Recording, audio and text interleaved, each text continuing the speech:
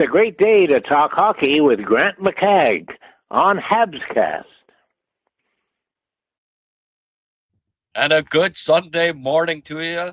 Welcome to HabsCast's Summer Brunch. I am joined by Rick Springhetti on this special day. Rick, I figured the dog days of summer, what better time to do HabsCast's top 30 rankings?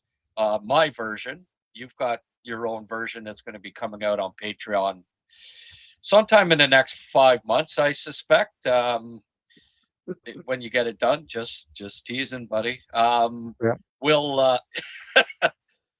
I did tell you that there was no rush on it. Mid-August was fine, and you know, I realized just how difficult it is to come up with final rankings, but I did it. I've got a top 10 here. Put up a poll this morning ahead about 30 minutes ago, just to get people's inclination, what they think, who the top prospect is in the system. I did not include Jacob Fowler in this ranking because I don't know. I consider him to be a Montreal Canadien at this point. I know some people use, well, you got to have 25 games or whatever. Well, he's a goalie too, right? He was up for at least 25 games. If he was a regular player, he'd have played 25 games. So I at the end of the year, he was one of the two goaltenders. I don't consider him a prospect at this point, but anyway, it makes it a little more intriguing, I think, at the top. But here are the poll results so far. 185 people voted. If you exclude Fowler, who is the top prospect in Montreal's system right now? Reinbacher, Hage, Jurowski, or Pugachev? 78.9% saying Michael Hage, 9.7% on Reinbacher, 7.8% Jurowski, 3.8% Pugachev. So, yeah, that's interesting. Well, we'll comment too much on it right now because we don't want to let the cat out of the bag on the. Here we go.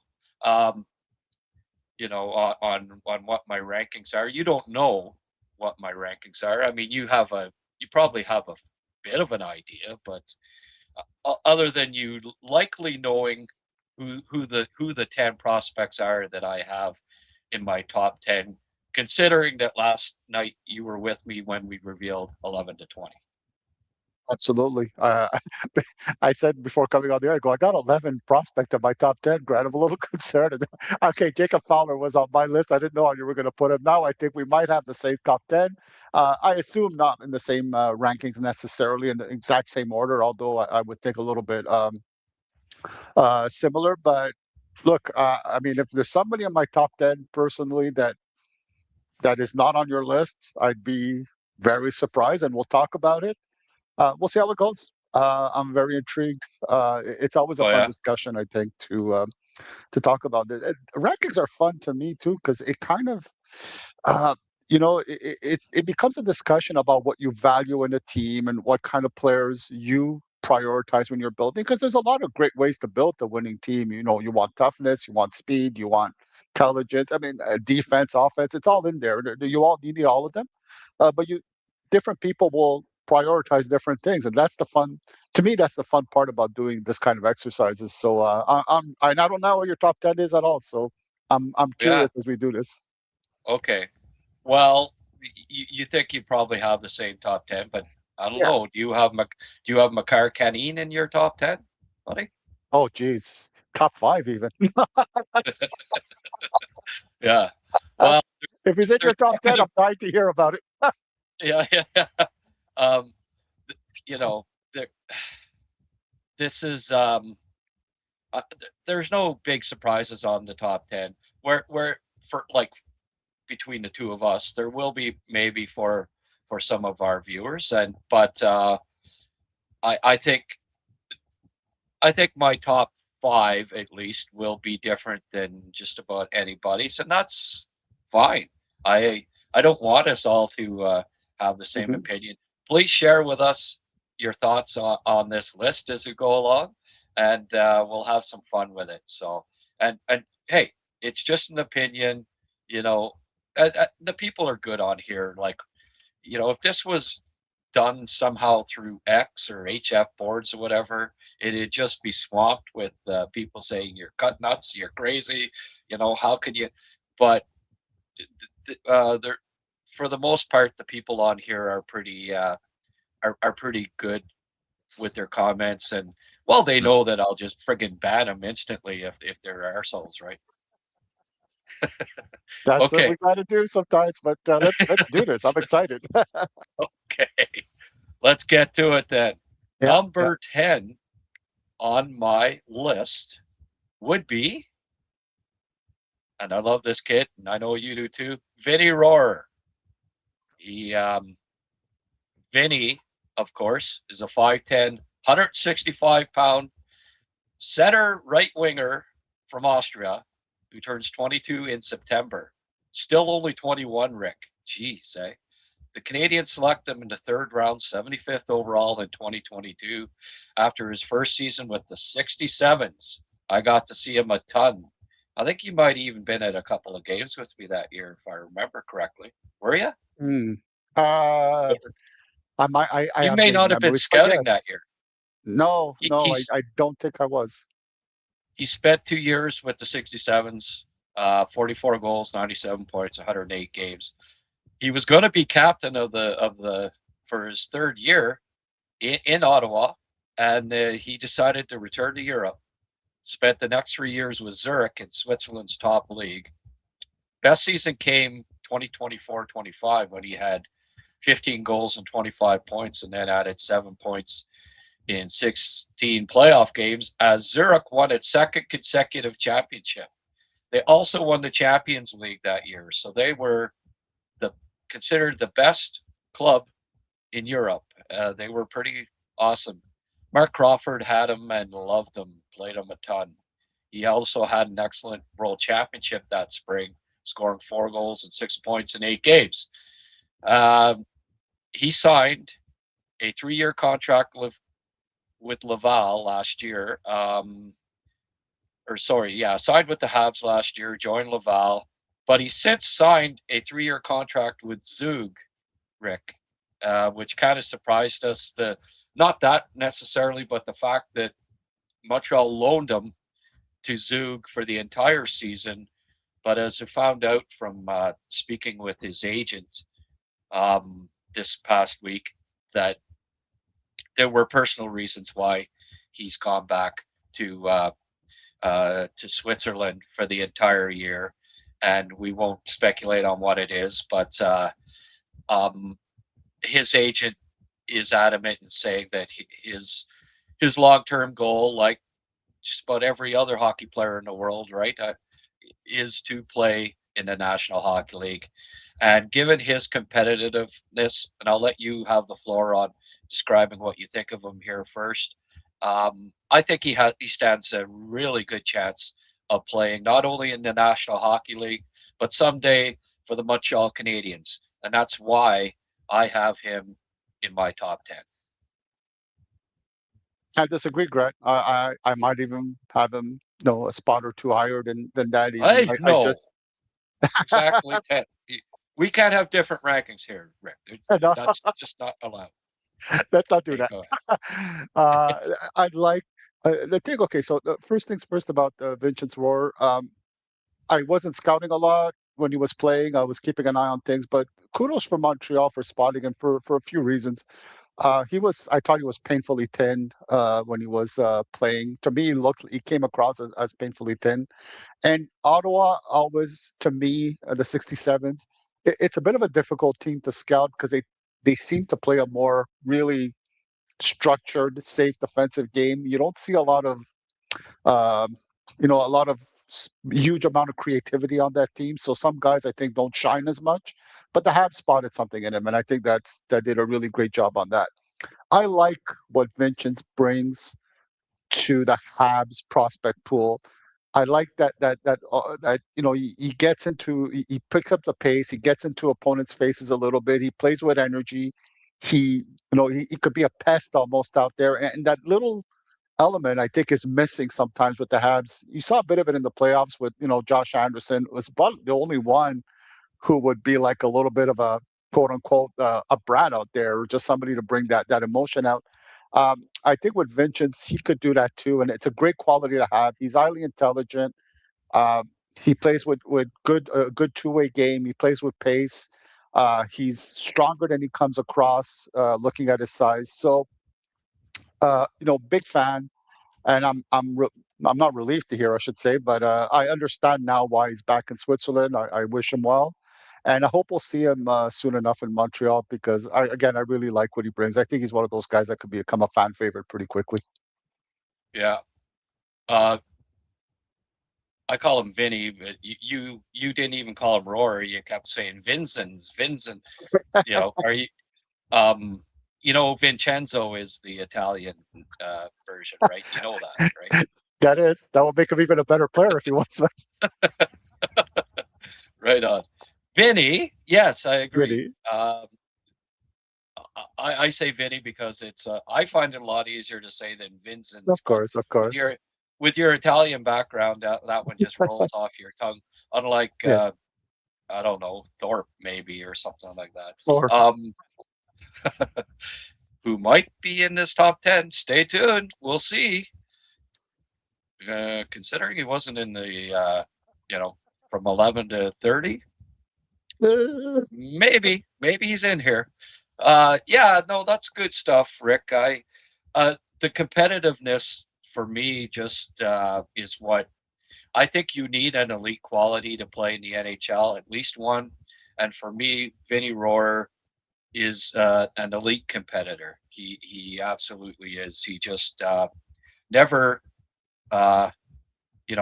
he's always going 100% on his shifts. He's just a. Did we play the video, Rick? I'm losing it here. Did I play the video of Vinny? Did you? No, you did. I don't think I did I? Hey? I think you did. Even I'm. Okay, good. Let us know there in the comments. I don't know. My head just wait a sec. Did I play the video? Yeah, I did. Okay. You did. Yeah, I'm too busy reading my script to notice. But yeah, Vinny, he's a really solid prospect. I just and typically I know some other players like that are under 6 feet or under 6'1" that are likely they aren't going to get top 6 spots in Montreal's forward group. So I say, well, I don't like their chances, and Mooney's one of them of being a bottom 6 player on the Habs. But Vinny Rohr plays like he's 6'6", that's just he doesn't, just like Lane Hudson, he doesn't know how small he is, and he just competes his ass off, and for that reason sometimes you make exceptions for undersized players because of their will, and this guy, I just absolutely love his mindset. He doesn't know or think or play like he's 5'10", 165 pounds, and I think he's going to make it. I think Marty St. Louis is going to fall in love with this guy next year at training camp when he comes up, and I think we'll be more ready. He was probably a year away. I had him as a potential surprise of Habs training camp this year going in, and obviously now he's not going to be because he's going to spend the entire year with Zug. But I'm really looking forward to keeping an eye on him this year. I think in Zug he's going to get a top 6 role and maybe even be the first line center. And those stats, I could see him being top 20 in points this year in the NL. I could see it. I think too with playing in Switzerland is that it's a desirable place for a lot of guys to go to. So the level is not bad at all. It's good hockey in Switzerland. The ice is the issue. I mean, the big ice is something he's going to have to adapt to. I think he's got the style to be comfortable in smaller ice. I don't think it's going to be a huge issue, but it is good hockey. It's a pretty skilled game, and it's surprisingly players play the body well enough in Switzerland. It's nothing like North America, but it's not so bad either. So it's not going to be like a wasted year, like I've heard some people say either.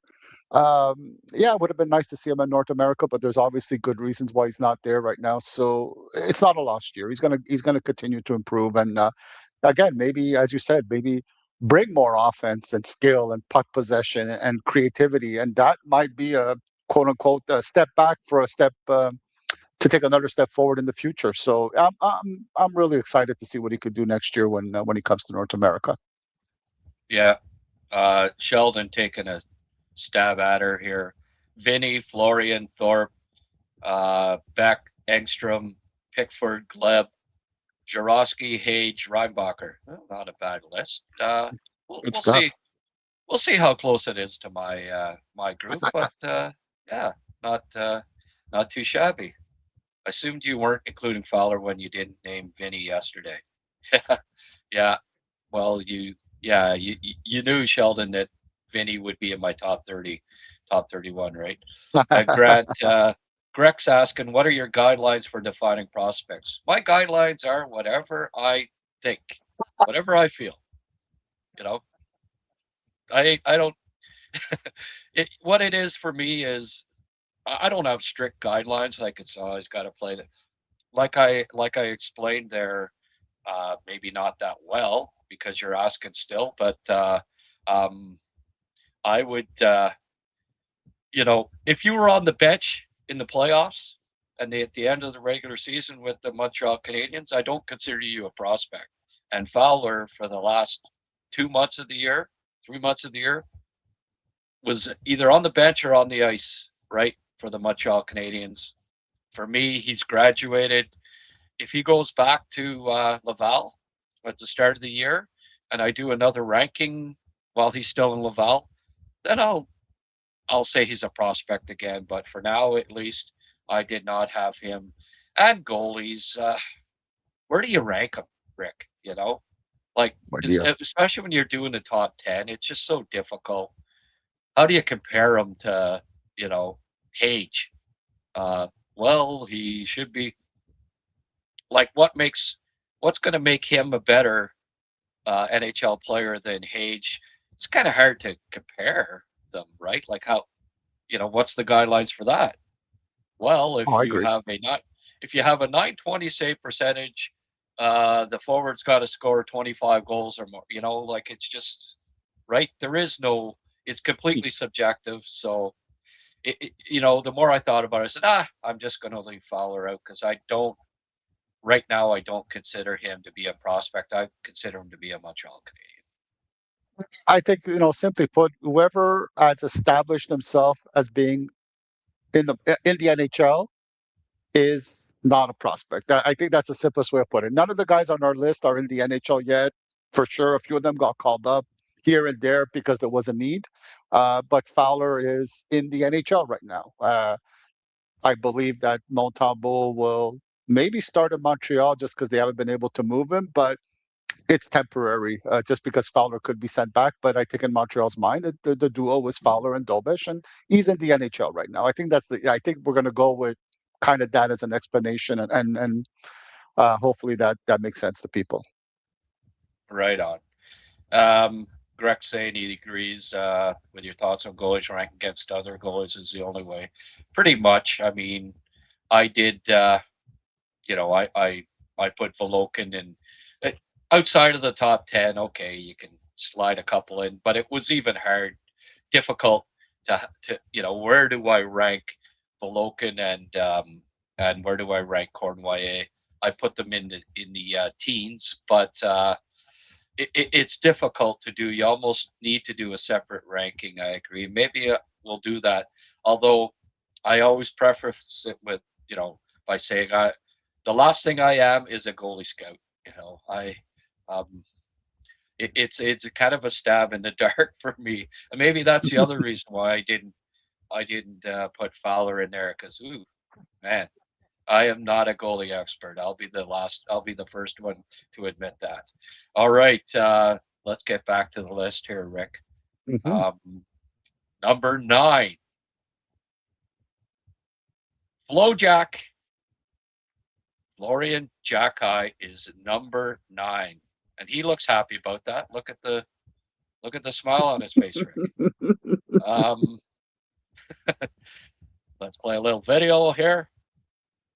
All right, guess we'll get that off of the screen. But Florian Jacki, 6'2", 2.5, 205, probably up to 210, 15 now. Left winger center from Hamilton, who turned 22 in June.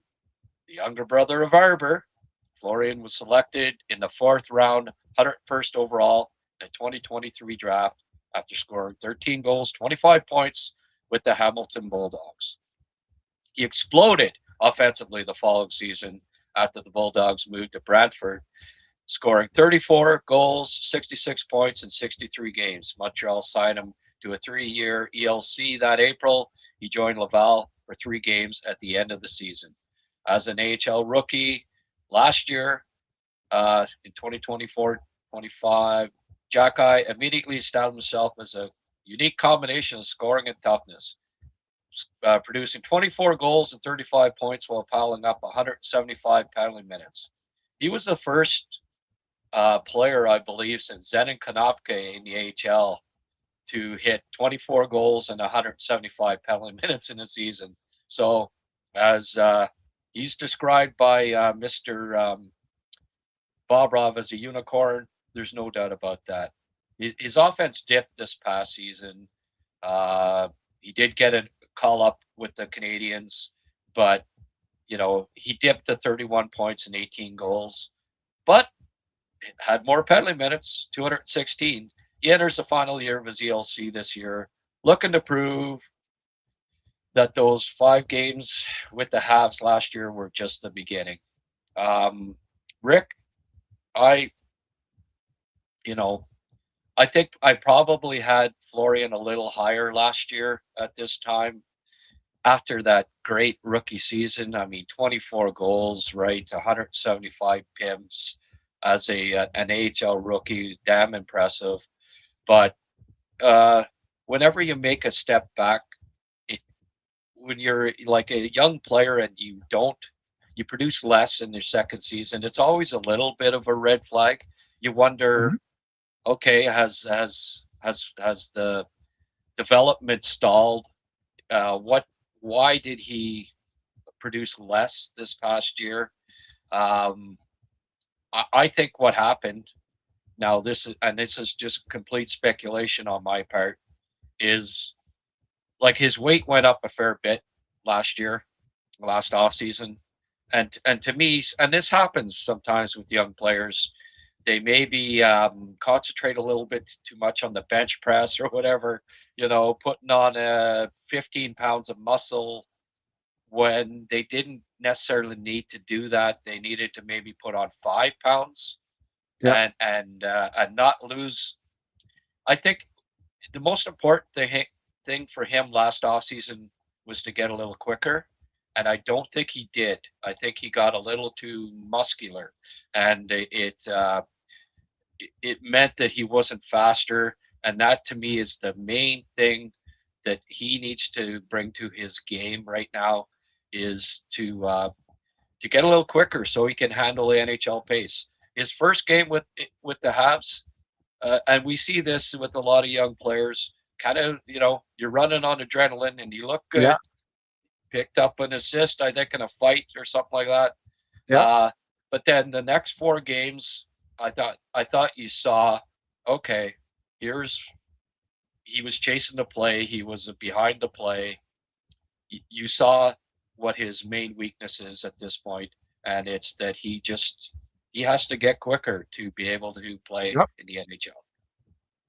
It's a great point, Grant, and I'm with you on that one. I think last year was a bit higher, and I think this year would probably fall around where you ranked him, 8, 9, 10 in that general area. for all the reasons you mentioned, again, fantastic points. I want to add to that too that last year he had 100 penalty minutes, and I think he had a little bit more this year. And I thought you don't need to get any more penalty minutes. You've proven that you're a tough guy, that you'll take anybody on, and all that is great. But we need you to play hockey now. Like we need you to get better. You need to be on the ice. I think some of his penalties were, misconducts or starting something or that maybe it was not Yeah, the time to do it. It's pointless. Those penalties yeah, won't help. I want to see less penalty minutes. I want to see him on the ice. I want to see him, as you said, focus on skills, focus on being quicker, watch a lot of video, learn good positional play. Be a hockey player for now. Don't worry about the toughness. We know you have it. It's never going to go away. It's fine. Play hockey, and that's the problem I think right now with Florian. I think he tried to prove he was tough by being even tougher, and it's not going to help him. This year, I want to see a lot of ice time for Florian. I think yeah, that's what's gonna get him back on track to being that higher end prospect that Montreal had in their organization, and that they need in their lineup or that they could use. yeah. Um, I think he had about a dozen the last 2 seasons, like those penalty minutes. He's had about 10 fights out of 400 penalty minutes. It's misconducts, 10-minute misconduct, 10-minute misconduct, like for getting in those scrums after Yeah, whistles and stuff like that.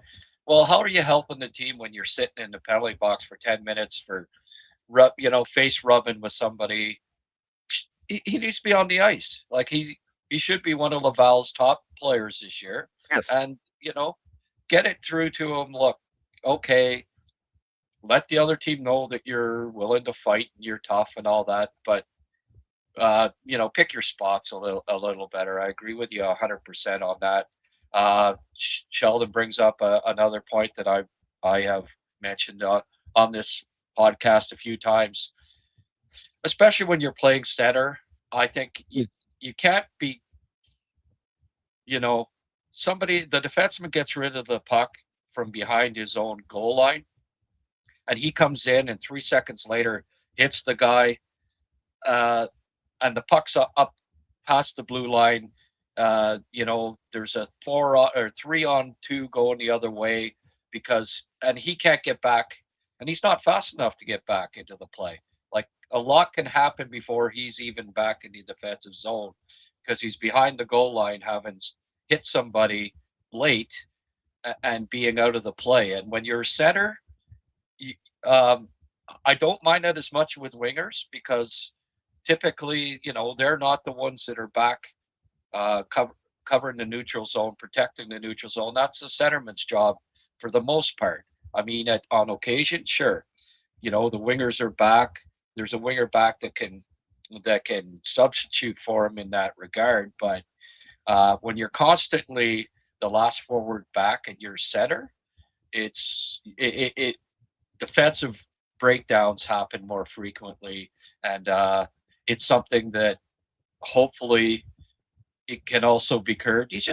Hey, I'd rather tame a wild stallion than to whip a sloth, yeah, and he's a wild stallion, and that's why he's in the top 10. The Canadiens could use another wild stallion, but a smart wild stallion. He is a smart player. Like I think he makes pretty intelligent plays on the ice away from the puck and with the puck for the most part. It's just the over aggression that I think needs to pick his spots a little better. And I mean, the Canadians fans think that they agree. They're on the same page as us, uh, Rick, in thinking we need that type of player in our bottom six, but you'll have to get a little quicker, be able to keep up with the pace, be a little more disciplined, or Marty will freaking send him to Timbuktu in about 2 seconds. And if that happens this season, this will be his last year that you can put him through waivers. Next year at camp, I think he wins a spot if, but I think he's still a year away. I agree, 100%. And let's hope that that this is the stuff that they're working with him on, and just really get him to play some hockey and work with a skills coach, things like that. It would be more useful than dropping the gloves. Yeah, yeah. The Jack guys have been golfing a fair bit this summer. Um, I don't know how much he can work on his quickness when he's on the golf course. Maybe he's hopefully he's not using hopefully he's not using a golf cart and he's running, you know, to after each strike of the Yeah, ball. yeah. But we'll see. We'll see. I hope he comes to camp uh, lean muscle, a little leaner and a little quicker. Uh, you know, he's already big enough. He can hit, and I don't think another 5-10 pounds of muscle is the answer at this point. And hopefully that's the case for him. All right, number 8, Owen Beck. Gotta love this kid. He's another guy that's highly competitive. Loved what he did in junior. You know, the back-to-back years where he went all the way in OHL. Let's have a look at his a bit of his video here, and we'll turn down the sound. He's about 5'11 and a half, 197 pounds, give or take, from Port Hope, Ontario. He turned 22 in February. Habs selected him in the second round, 33rd overall in 2022. He went on to play 185 OHL games and got 198 points, which is decent production. But what I like was his two-way game on top of that. He finished his junior career with Saginaw, helped the Spirit win the Memorial Cup, and was named tournament MVP after producing 5 points in 5 games while playing his usual strong two-way game. He made the jump to Laval the following season, 15 goals, 44 points as an AHL rookie while appearing in 12 games with the Habs. This past season, 16 goals, 38 points in 63 games with Laval, another 15 games with the Habs. He scored his first NHL goal during that stint and finished with 1 goal in 15 games while winning 58.7% of his faceoffs. He's now played 28 NHL games, enters this season looking to make the jump from prospect to full-time NHL player. Rick, I think Beck is, given that he's had that many NHL games, you know, the coaching staff knows him well. I think Derek Lalonde will like him quite a bit too, the new coach. For me, he's the closest forward prospect to making the club. I suspect he'll get more games this year. Will it be right out of training camp? Maybe. I have a feeling you know, I think Beck wins a spot to start the season, and him and Texier kind of are the, you know, Hmm. it'll be in and out of the lineup. But I have a feeling he beats out Texier for that 12th spot to start this year. That's my prediction. We'll see. I think it's time. It's Beck time. I like his speed. I like his two-way game. I love his shot. I think he can bring, you know, and he's great on faceoffs. I think he's versatile enough that he's the guy that has the inside track to win the 13th spot,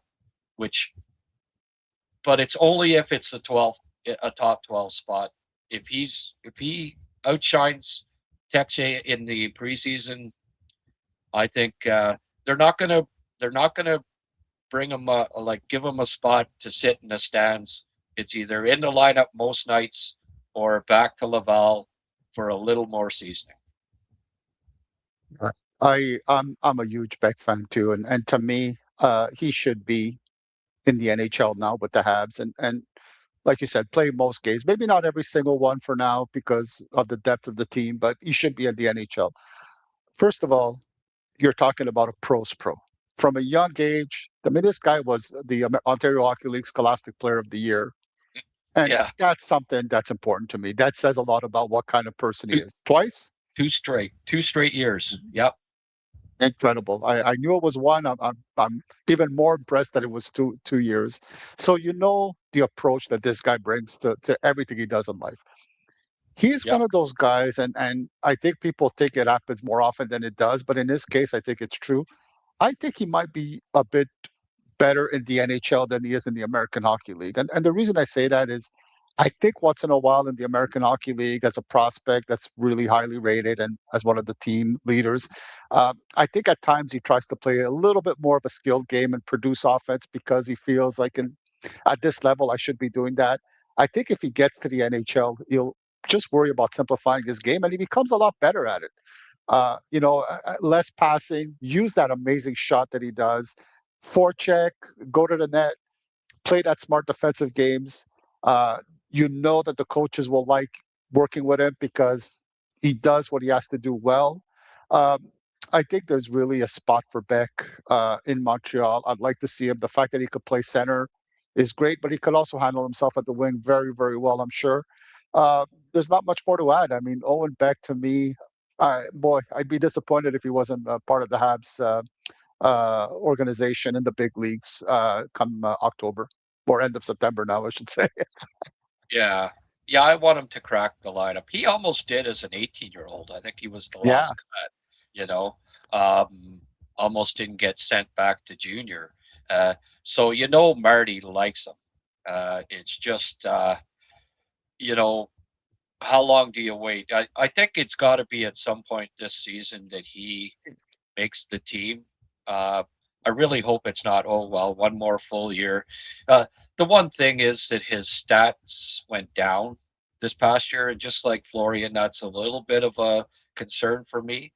Like, I don't know that there was a big progression in his game from last year to this year. It's kind of like the same player. I hope he comes to camp and is even better than he was last camp because I don't think he stood out in last year's camp, and that's why he got sent back down. I hope he stands out uh, in this camp. Exhibition season's shortened, right? There's only 5 games, but so he'll play maximum 3. But I think he's got to show something and show that the organization, look, I'm ready. Give me that spot. He's, and I love the fact that he won back-to-back Scholastic Player of the Year awards. I agree. His average was like 95% in high school uh, or something like that. So this kid's all business. I've interviewed him before, and it's all like he's a serious kid, right? He's mhm. serious, just like Demidov, just like Hudson, more Hudson. Just that, you know, hockey. It's he's not out partying every night. You Nope. know he's not playing Fortnite every night. It's train, eat, sleep, play hockey, right? So Right.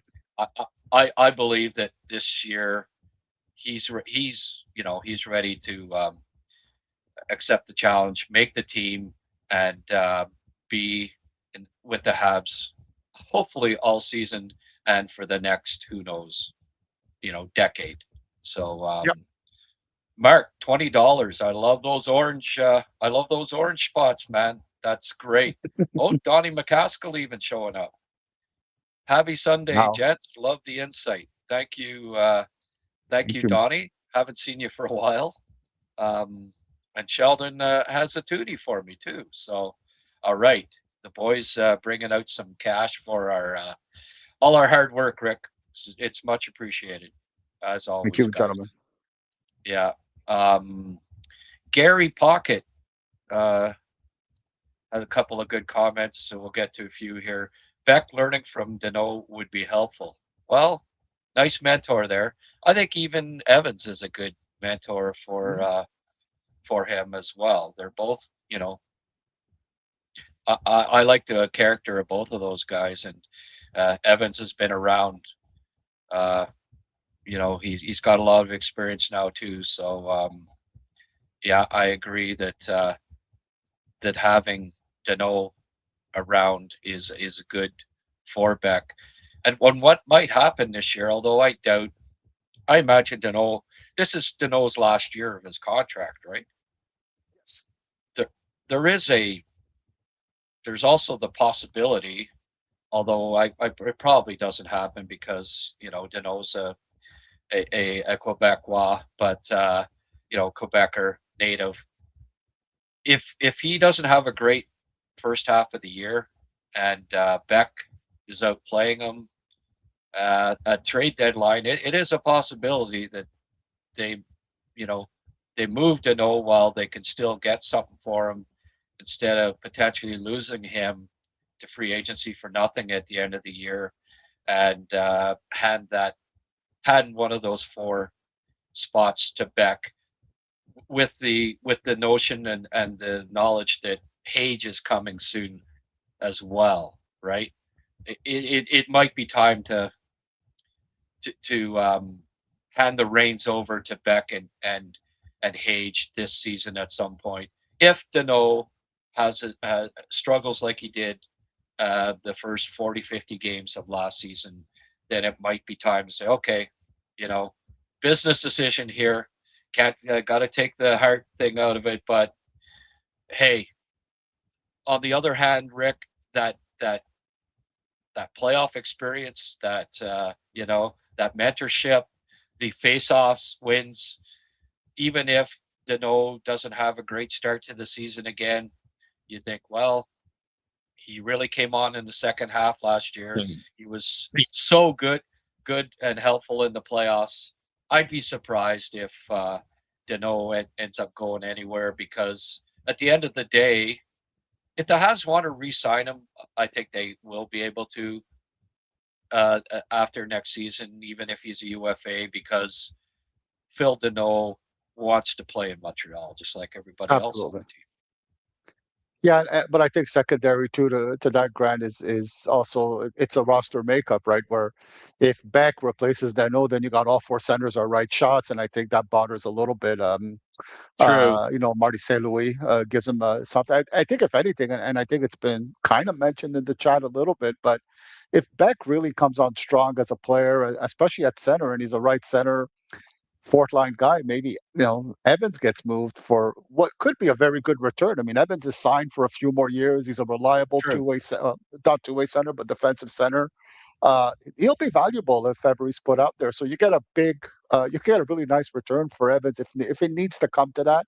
But really, I think it's going to be because don't forget we're also talking about a perfect roster, but there's going to be injuries. Unfortunately, there's going to be guys who are going to maybe struggle and things like that. So I think Evans, Beck, Danault are all going to be used for Montreal this year. And another thing too is this team at some points last year had a bit of a difficult time really coming up with two good shorthanded units. So you give more options, True. such as Beck, he becomes somebody that you could consider. So no, I really think it's going to be, if anything, I think it's going to be Texier that might be struggling for ice time if Beck comes on strong. Oh no, I expect it'll be Texier that he replaces if he's in Yeah. the lineup Oh yeah. most nights. But again, Danault really struggled the first half of last year, and I don't think they'll be patient. Like they're a you know they're one of the best teams in the league, and they can't be. Patience is not a virtue when you're a contender. It's you know you have to Mhm. go with who's helping you win, who's playing the best, and it's a possibility again. But I don't think Danault will struggle out of the gate like he did last year, and hopefully we see playoff Danault as opposed to first half Danault. He may have gotten a bit out of shape, not playing as much in LA, or I don't know what all you know what all was the case with him, but yeah, I definitely think that Beck. It's Beck time. I think he's ready. I hope he's cracks the team this year and is at the very least a semi regular. Kenny Absolutely. Pedro, you guys are making me feel like I have to give something. Yeah, other people are welcome to feel that way too. Thanks, thanks, Kenny. And I needed that 8 cents. I did. How did you know? I'm, I've got an overdraft of 8 cents on my Royal Bank account right now. So 708. That will put me right. Thank you. Back even. I appreciate it. Uh, you're a fine man, Kenny. All right, let's get to number 7. Rick, at some point there where he's got to be, I don't have him number 1, but it's safe to say this is the guy that most people will likely be surprised is as high as he is in this ranking, and that would be Mr. Tyler Thorpe. Yes, sir. Don't think, Rick, I don't know for sure, but I don't think too many other lists would have him top 7, but there's reasons for that. We'll get into it. Let's have a look at the video. 6'5", 220 pounds. That'd be one of the reasons. Right winger from Richmond, BC, who turned 21 earlier this week. And that is something important to remember. The Canadiens selected him in the 5th round in 2024. He had gone undrafted in the WHL and wasn't signed by Vancouver until he was 17. So late bloomer type. He scored 4 goals, 6 points in 48 games during his first WHL season, but then exploded with 23 goals and 44 points in only 51 games in the year that the Habs drafted him. He took another step in his final junior year, 27 goals, 52 points for Vancouver. Montreal then signed him to a 3-year entry-level contract. In April of 2025, he finished the year picking up 2 assists with Laval. Thorpe made the full-time jump to Laval last season. The offense was harder to come by against pros as he finished with 4 goals, 16 points, but he now has a full AHL season under his belt as he heads into the 2nd year of his entry-level contract. On the surface, the guy had 4 goals, 16 points last year. How can you have him that high? And okay, that's fair. That's a fair comment to make. But the reason, getting back to like 4 goals, right? His first year in Vancouver, not drafted in the WHL. So this guy is a classic late bloomer, is what he is. He's following the same pattern in Laval as a pro. Yeah, 4 goals, just like his first year in the WHL. But you got to keep in mind and bear in mind that the kid is 6'5", right? And he's growing into his body, getting used to playing higher levels as a late bloomer.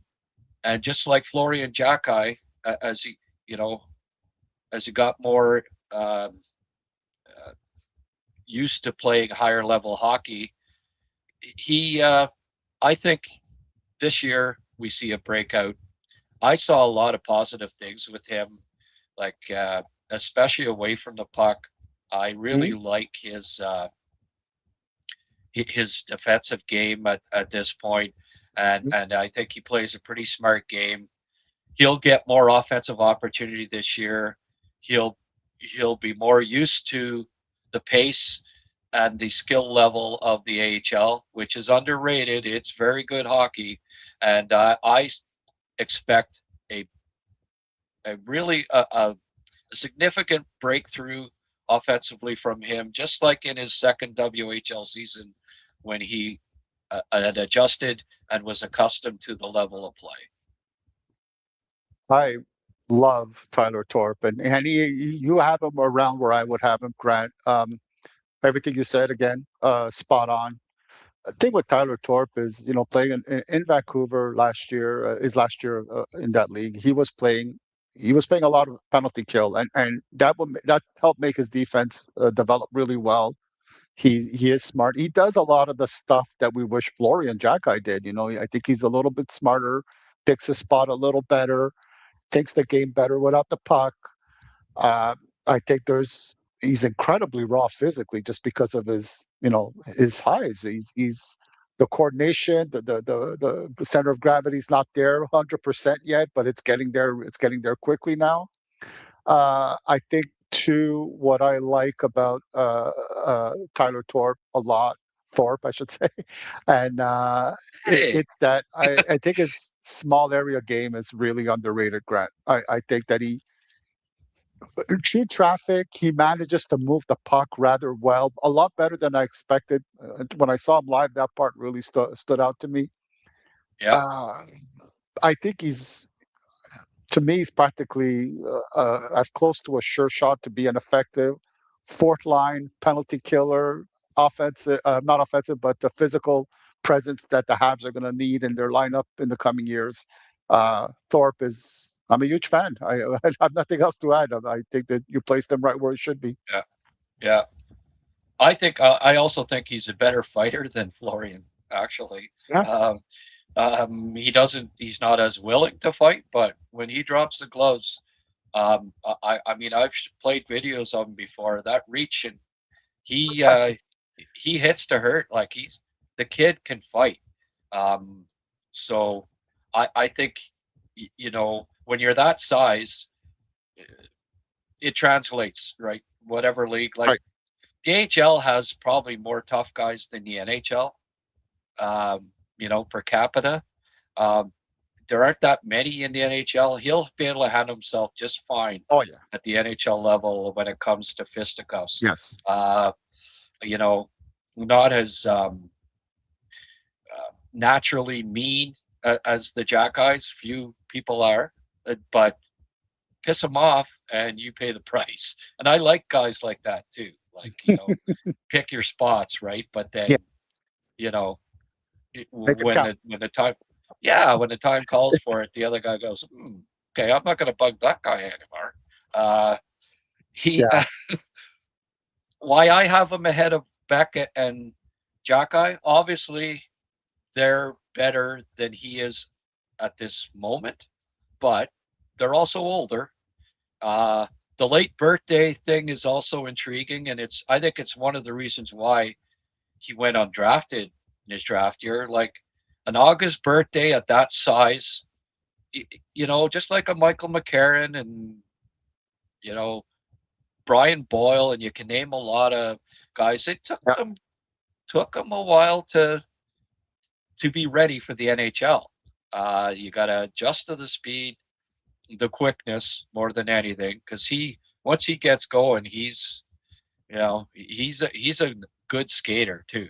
So Yeah. the size skating combo, when you factor in the size, Ah, uh, is good. It's quite good, and that's always important for me because when you've got that and you got decent smarts, you got a good shot, you can make plays. For the scouting checklist, he checks off all the all of them. boxes. He's competitive. I really like this kid. It's the upside with him that you say, okay, there's a lot more to come with him, and I love his fit with the Habs. I think he's a better fit than even Beck and Jackeye down the road once he's fully developed. And for all of those reasons, I have him just ahead of those two in the rankings and at seventh overall. And one last thing quickly, Grant, about his production in the American Hockey League. I think we have to remember too. Like he often played with Florian Jackeye and Luke Tuck. There wasn't going to be a heck of a lot of anybody to make any sort of creativity in that line. It was just get the puck in deep and smash into the opponent as much as you can. So maybe with a different line mates, a little bit of passing skills or offense or a little bit of creativity would maybe contribute a lot to him. And so I think if you could help him a little bit on his line, you might see a really nice jump in production with him. He'll never be a huge scorer, but I think you could see 15 goals from him in the American Hockey League. Yeah. Oh, he's got a good shot. I think Yeah. you might see more than that. I think Oh, wow. maybe Yeah. not this year. It might be next year. 25 goals. I could see 15 this year, 25 next year. Oh, wow. Up at the That's great. Habs. we'll see. Good stuff. I mean, like, his first breakout year in the WHL, Rick, he had 20, like, what was it, 24 in 51 games or something like that. So, Wow, impressive. yeah, he can shoot the puck, and I think we'll see more of that this year. It's just, hey, just like Jared Davidson his first year when he came up, Mhm. he sat in the stands actually more than Thorpe. Thorpe played at least, but it was bottom. The Canadians are throwing these guys in the fire, right? They're the young guys coming from the dub.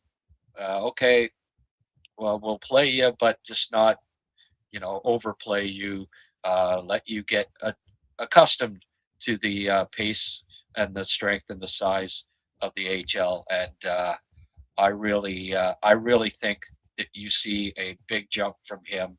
I, I'm I look forward to seeing him at camp, and I assume he'll be Yeah. at that rookie tournament probably Oh yeah. still. And I think that's where we'll see. I liked him last year at the rookie tournament. Right. This year, we could see him really stand out at the rookie tournament that's in Gatineau. By the way, folks, I'm going to La Cage after the game on Sunday against Ottawa at the rookie tournament. La Cage on Greber Boulevard in Gatineau on September 13th. Liam and I are going to go to the game and go to La Cage after and do a live remote from La Cage at in Gatineau after the rookie game on the 13th. So if you can come out, if you go to the rookie tournament, stop in La Cage after, say good day, and we will maybe even buy you a pint, or you could buy us a Awesome. pint. That'd be even better. Oh, Actually, absolutely. I think Jacques going to supply us with our pints. He doesn't know.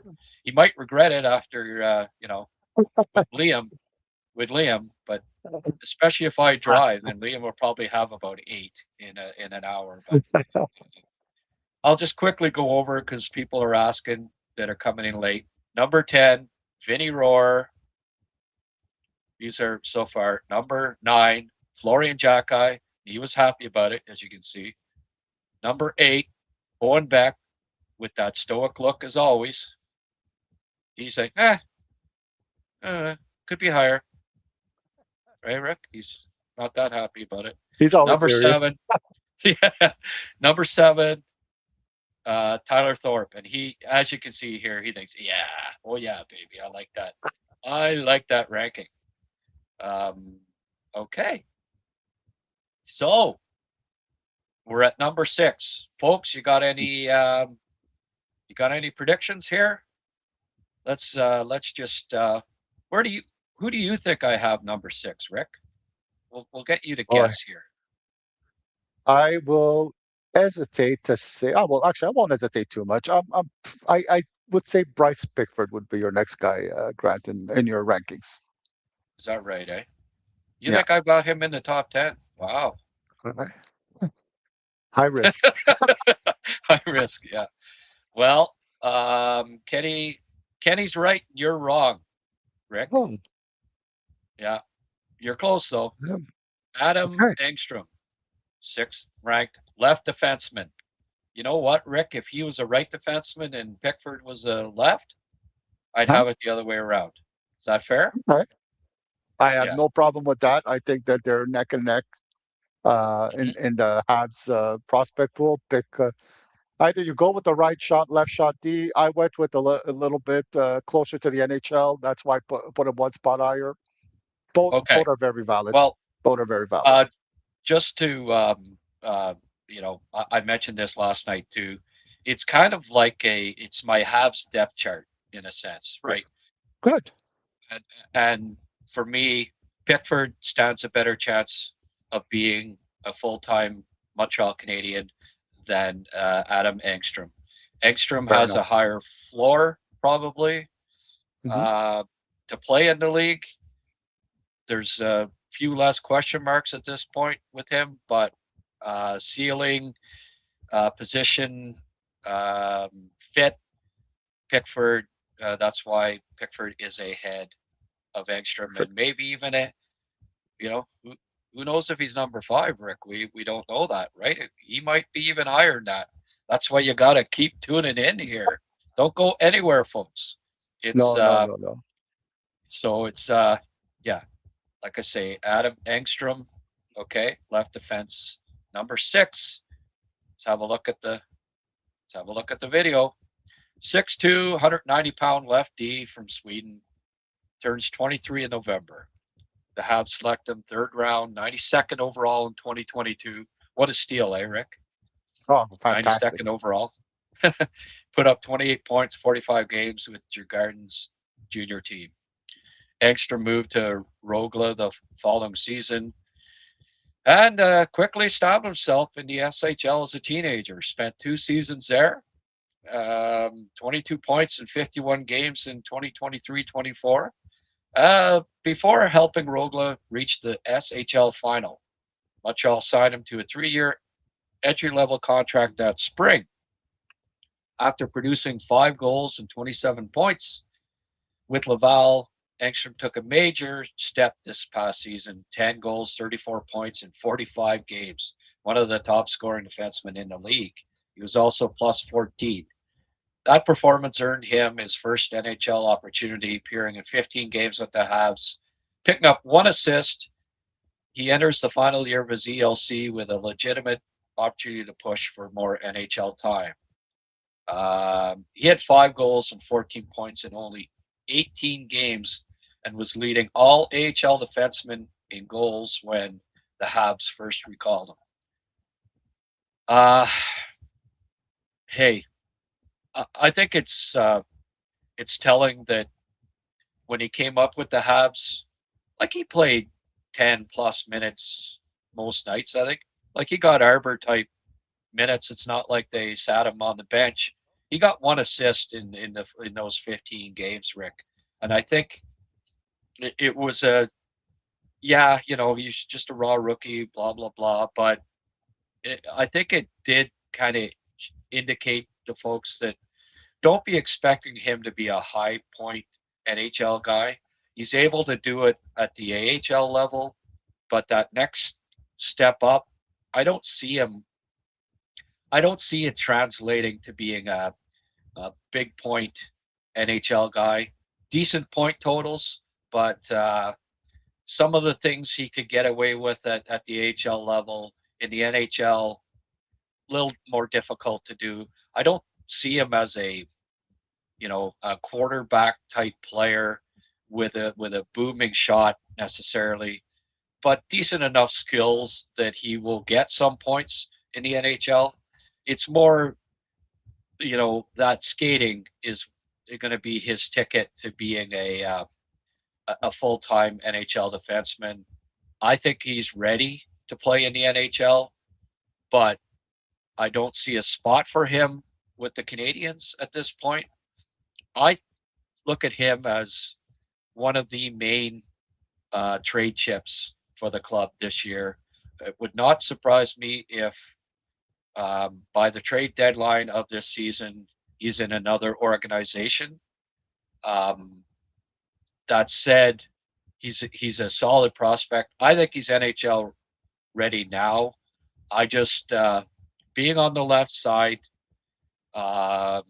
being like fifth or sixth on the depth chart on the left, not being a physical defenseman, and the Canadiens kind of needing that, in their top 6. The 6th guy, when he's in there, needs to bring a physical aspect, I think. I don't know that we'll see Engstrom playing a lot for the Montreal Canadiens in the future. I think you made all the points kind of that I was thinking of. He needs to be playing in the NHL soon, just because, first of all, for the Habs, I think you could start the year with Engstrom in your organization. But as you said, by the end of the year, I hope that they will be able to move him, to be honest, if I could just put it this way, very honestly, because you don't want him to spend too much time in the American Hockey League. Then your value kind of goes down because it might be maybe, through no fault of your own, being perceived as being an AHL guy when I think he's ready for the NHL and he could help a lot of teams. Any rebuilding team would love to have a guy like that because he's ready to play in your lineup now. He's ready. He could get those minutes he needs. He needs a lot of minutes, especially when you're a skating defenseman, because you rely on positioning, anticipation, reads, and he needs to develop that because he can't compensate by his physicality. He can't box anybody out using sheer will, sheer power. So for his sake, I'd like to see him be moved. For the Habs' sake, I think it makes more sense to try to work on getting an asset in return for him that might better И для болельщиков suit your это needs. And определенный Sorry about триггер. that, Rick. Посмотрим, как он no, сегодня don't себя worry about it. на льду. I had to interject in Russian there for a minute. Listen, I have no way of doing this without this happening, but I can only download 10 videos on StreamYard, Okay, and I had okay, all 10, but I have an 11th here that I just added. okay. I just removed the Vinny Rohrer one. I and added these are highlights of Gleb Pugachev from Oh, his nice. exhibition game a couple of days ago. So after Oh, great. we do our top 10 list, sorry for cutting you. I Don't worry didn't about mean it. to, but sorry for the Russian interjection.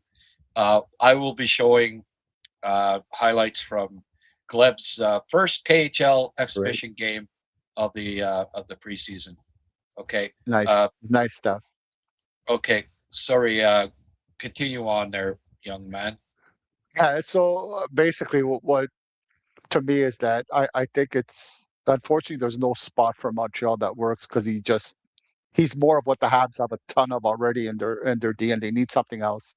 I hope he gets moved for his sake. I think the Habs are better off trying to move him by the trade deadline of this year and try to get good value for him. And I think a lot of teams, a lot of rebuilding teams would be thrilled to have a guy like that in their lineup because it's fun to trade for a player. When you're trading for a future, it's nice to have draft picks, but it's also nice to get a young player that you could put in your lineup right away and give the fans something to look at to say, we're optimistic for him. And he'd be a fantastic asset for a ton of NHL team to acquire. I really think that. Yeah. Looks like it's going to be a 2-hour show, Rick. I hope you got the time to hang out for it. Yeah, but, we'll make time. Yeah. Okay. Good. Sorry I'll about advise that. everyone. You're just talking way too much. No, I'm kidding. Actually, it's probably me that's blabbing too much. All right, let's get to number 5 here. Without further ado, yeah, it's Bryce Pickford, and he's pretty happy about it. I think, I love this kid. Got to know his dad a bit, and he's a heck of a man. Farmers, right? Love that. I don't know. I don't know about your family genes, Rick, going back to Italy or not, but I come from farm stock like a lot of Oh us. yes, I do My too. both of my parents actually grew up on farms, so it's one generation removed. Um, here's the here. Let's have a look at it here. Bryce Pickford's a 6'1", 185-pound right D from Alberta, who turned 20 in April.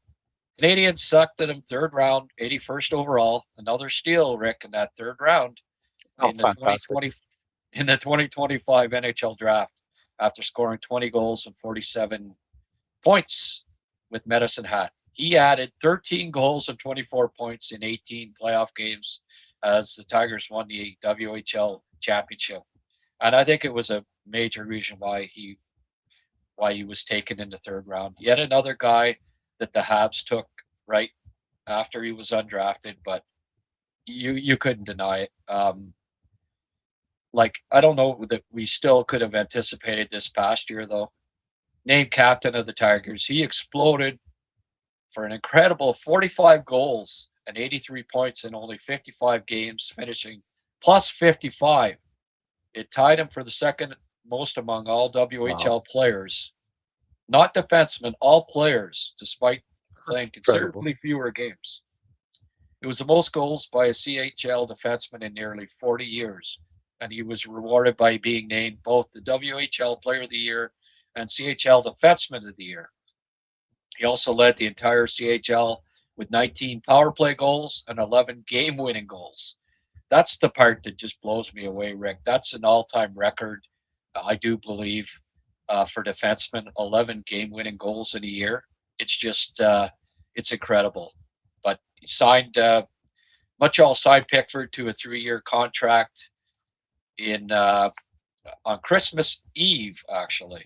And after 4 WHL seasons and 2 league championships, he'll make the jump to the pro ranks later on this fall after he's recovered from shoulder surgery.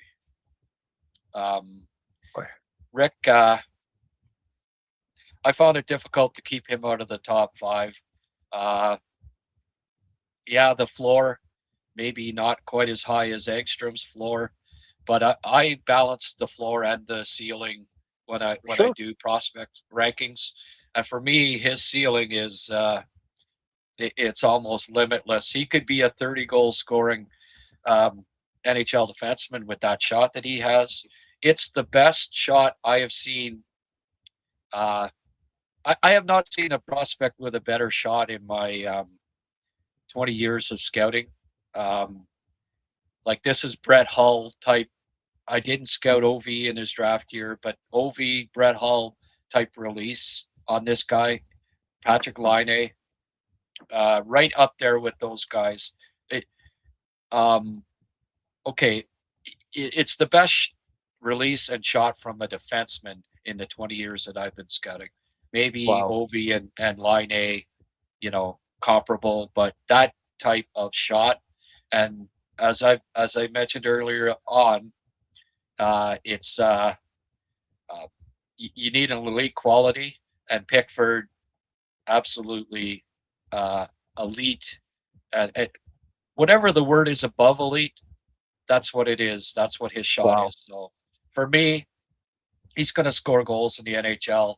I think, he needs to work defensively, but it's decent. He's a decent skater, decent compete, pretty smart. Is he going to be a first unit penalty killer in the NHL? Probably not. That doesn't matter. If he's the next Sheldon Sore, play him on the third pairing, Rick, and get him on that power play. He's going to be, we look at Dobson. He's going to replace Dobson someday on the Habs power play, I do believe. You cannot keep that shot off of the power play. In fact, I could even see him being on the first power play, and the Canadiens getting away from this. Got to have 4 forwards and 1 defenseman on the power play that the NHL seems to think is automatic these days. In their case, they might make an exception with this kid at times, at least. Like, I picture Lane Hudson setting him up for that one-timer. Demidov setting him up for that one-timer. Suzuki setting him up for that one-timer. Slav setting him up for that one-timer. and scoring 10 power play goals at the NHL level. So for those reasons, the fact that he's a right defenseman too, like, I see a spot for him a couple of years from now, and I see NHL production. Yeah, the thing with a shot too, Grant, that always surprises and impresses the heck out of me is he manages to get it always through traffic to the net. It just constantly hits the net. It's really impressive to see, and he plays. He's got those intangibles that you love to see, right? He was named captain for a reason. He plays with a ton of courage. If a team needed him to, drop the gloves and take on a bigger guy, and he shows that kind of courage. He has no problems with it. But I think the number one thing is time after time, occasion after occasion, he steps the game up constantly when it's important. Playoffs, he's on fire year after year. Against the best opponents, he plays his best games. He is a born competitor. There's a confidence to the way he conducts himself that impresses me from all I've seen. There was that great story, right, where the year he was undrafted. Detroit invited him to the rookie camp, and he said, "No, I'm not going. You guys didn't draft me. I'm not going." Yeah, He refused an yeah, invitation to go to camp. I was like, "Wow, unbelievable." So that farming work ethic always impresses me, and he's got it totally. Like I said, I go back and forth between him and Engstrom, but I think for the Habs, you're spot on. I think he's got a much better chance of becoming a regular for the Habs than Engstrom does. yeah. Well, that's why it is a main criteria for me, Yeah. criterion. Um, we hit the 100 mark here on live viewers on HabsCast on YouTube. So, Wow. folks, hit that like button, please, and subscribe if you're not already. Hype it up if you can on your phone afterwards. I appreciate all of that. Now would be a good time to just give a quick plug here, Rick, to Bonashare Caves, Eganville, Ontario, a private family-owned business run by hockey fans. 628-2283, area code 613. Here's a look inside the caves. Pretty cool. Wow. And it's literally cool in there. Lit up throughout, wood planking all the way along. It's a nice tour, and it's just highly recommended for kids, especially. They love it. And you see at the bottom, bonasharecaves.com. That's where you go check out their website. It's about an hour from Ottawa in the beautiful Upper Ottawa Valley where I grew up. Highly recommended. I hope folks this summer, while they're still, well, they go till Thanksgiving. So, you know, go check out Bonashare Caves. You will not be disappointed. All right. So we've got 5 in the book so far here, Rick. Quickly rehash here. Vinny Rohr, number 10. Flo Jack, Lorian Jack number 8. Owen Beck, or sorry, Jack number 9. Owen Beck, number 8. Tyler Thorpe, number 7. Adam Engstrom, number 6. And Bryce Pickford, number 5. All right, we're up to 4 here. Anybody gonna guess on who could be number 4? I would think we're getting to the pick of the litter here. Rick, you got any inclinations on who I might have number 4? Oh boy, there's another one that I'm going between two guys in particular. So, I think although his upside is higher, going by your standards, I think um, my second guy's impact with Montreal is going to be a lot harder. So I say at number 4, I'll go with Alexander Zorowski. I think he's the Oh, guy. aha. Well, I'm not surprising too many people then. Number 4, Alex Wow. Jarowski. Hey, people that follow me know while I love the kid's um, stick handling, and his upside is very high.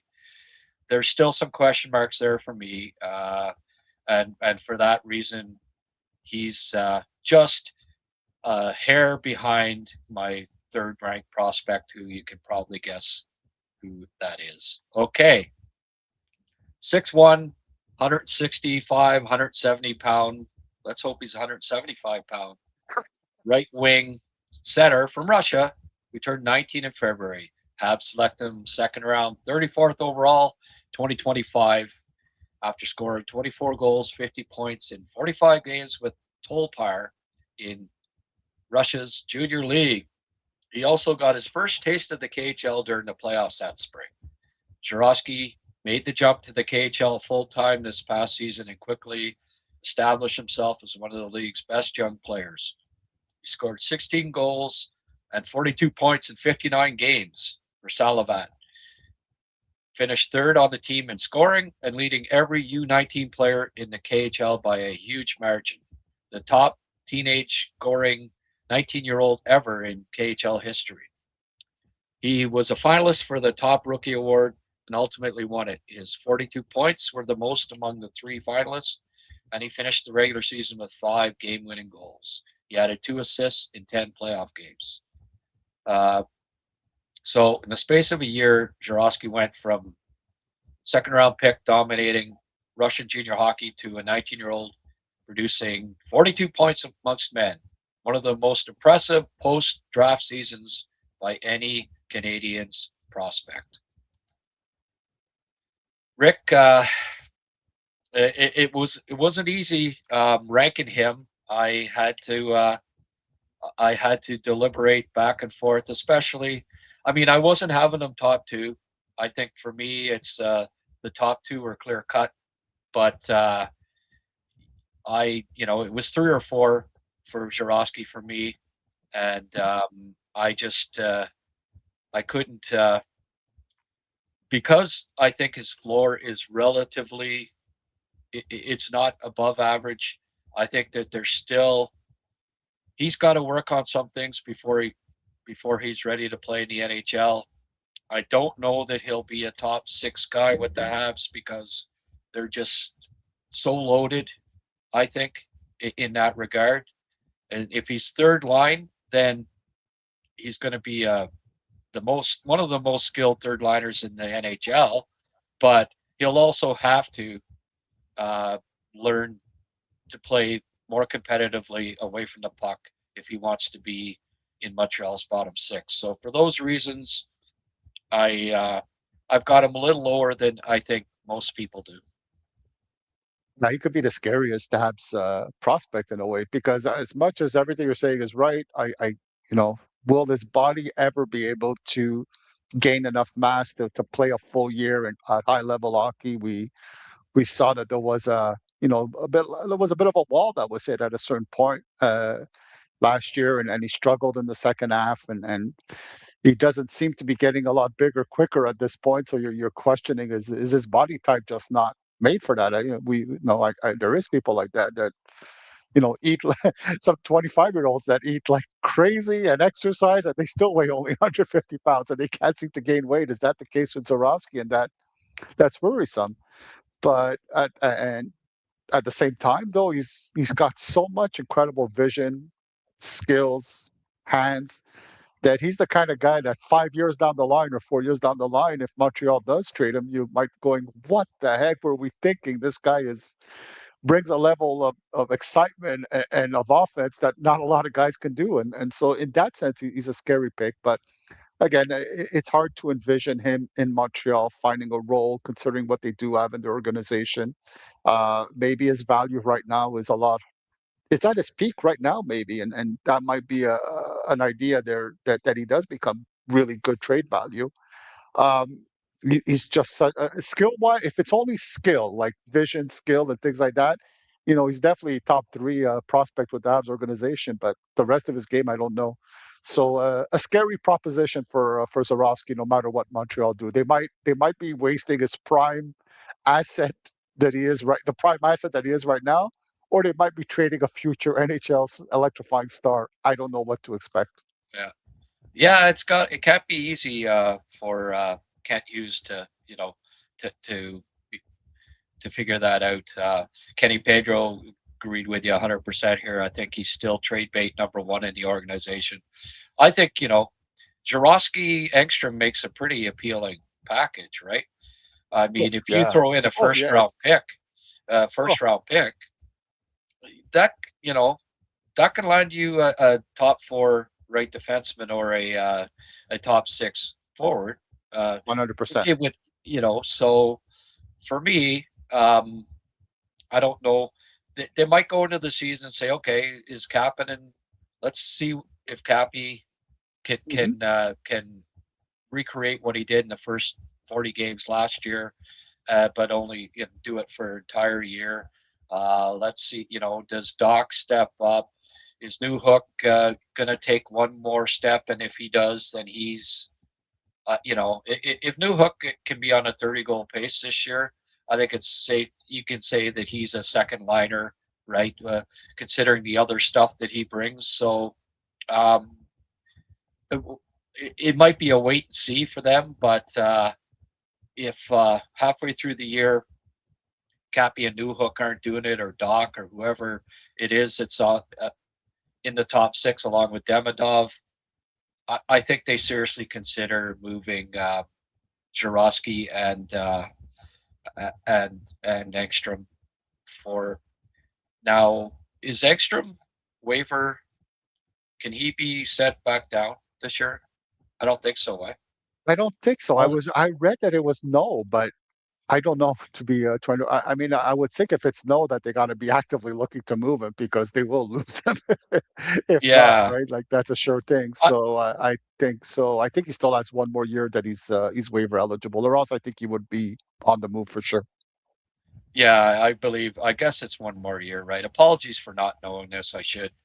Uh, I mean, I've looked it up before, and of course, uh, old timer here, my memory is failing me. But um, yeah, somebody can quickly Google that and respond and verify it in the live chat. But yeah, because he's getting claimed if and Oh whenever yeah, he does go on waivers, whether it's this year or next year. So, right.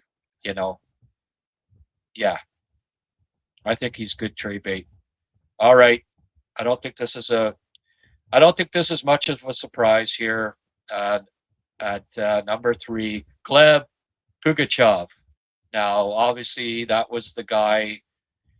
You could go one way or the other, right, with him and Jarosky. Obviously, Right. Jarosky's got a higher ceiling offensive wise, but there's more to a hockey player than just um, you know you're dangling and your offense.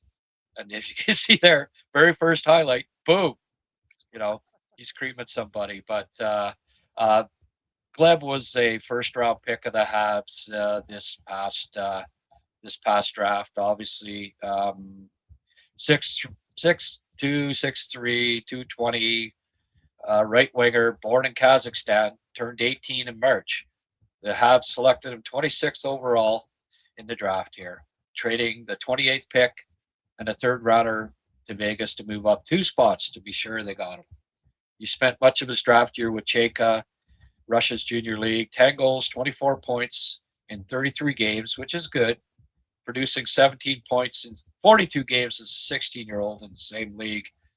He was named an MHL All-Star, actually.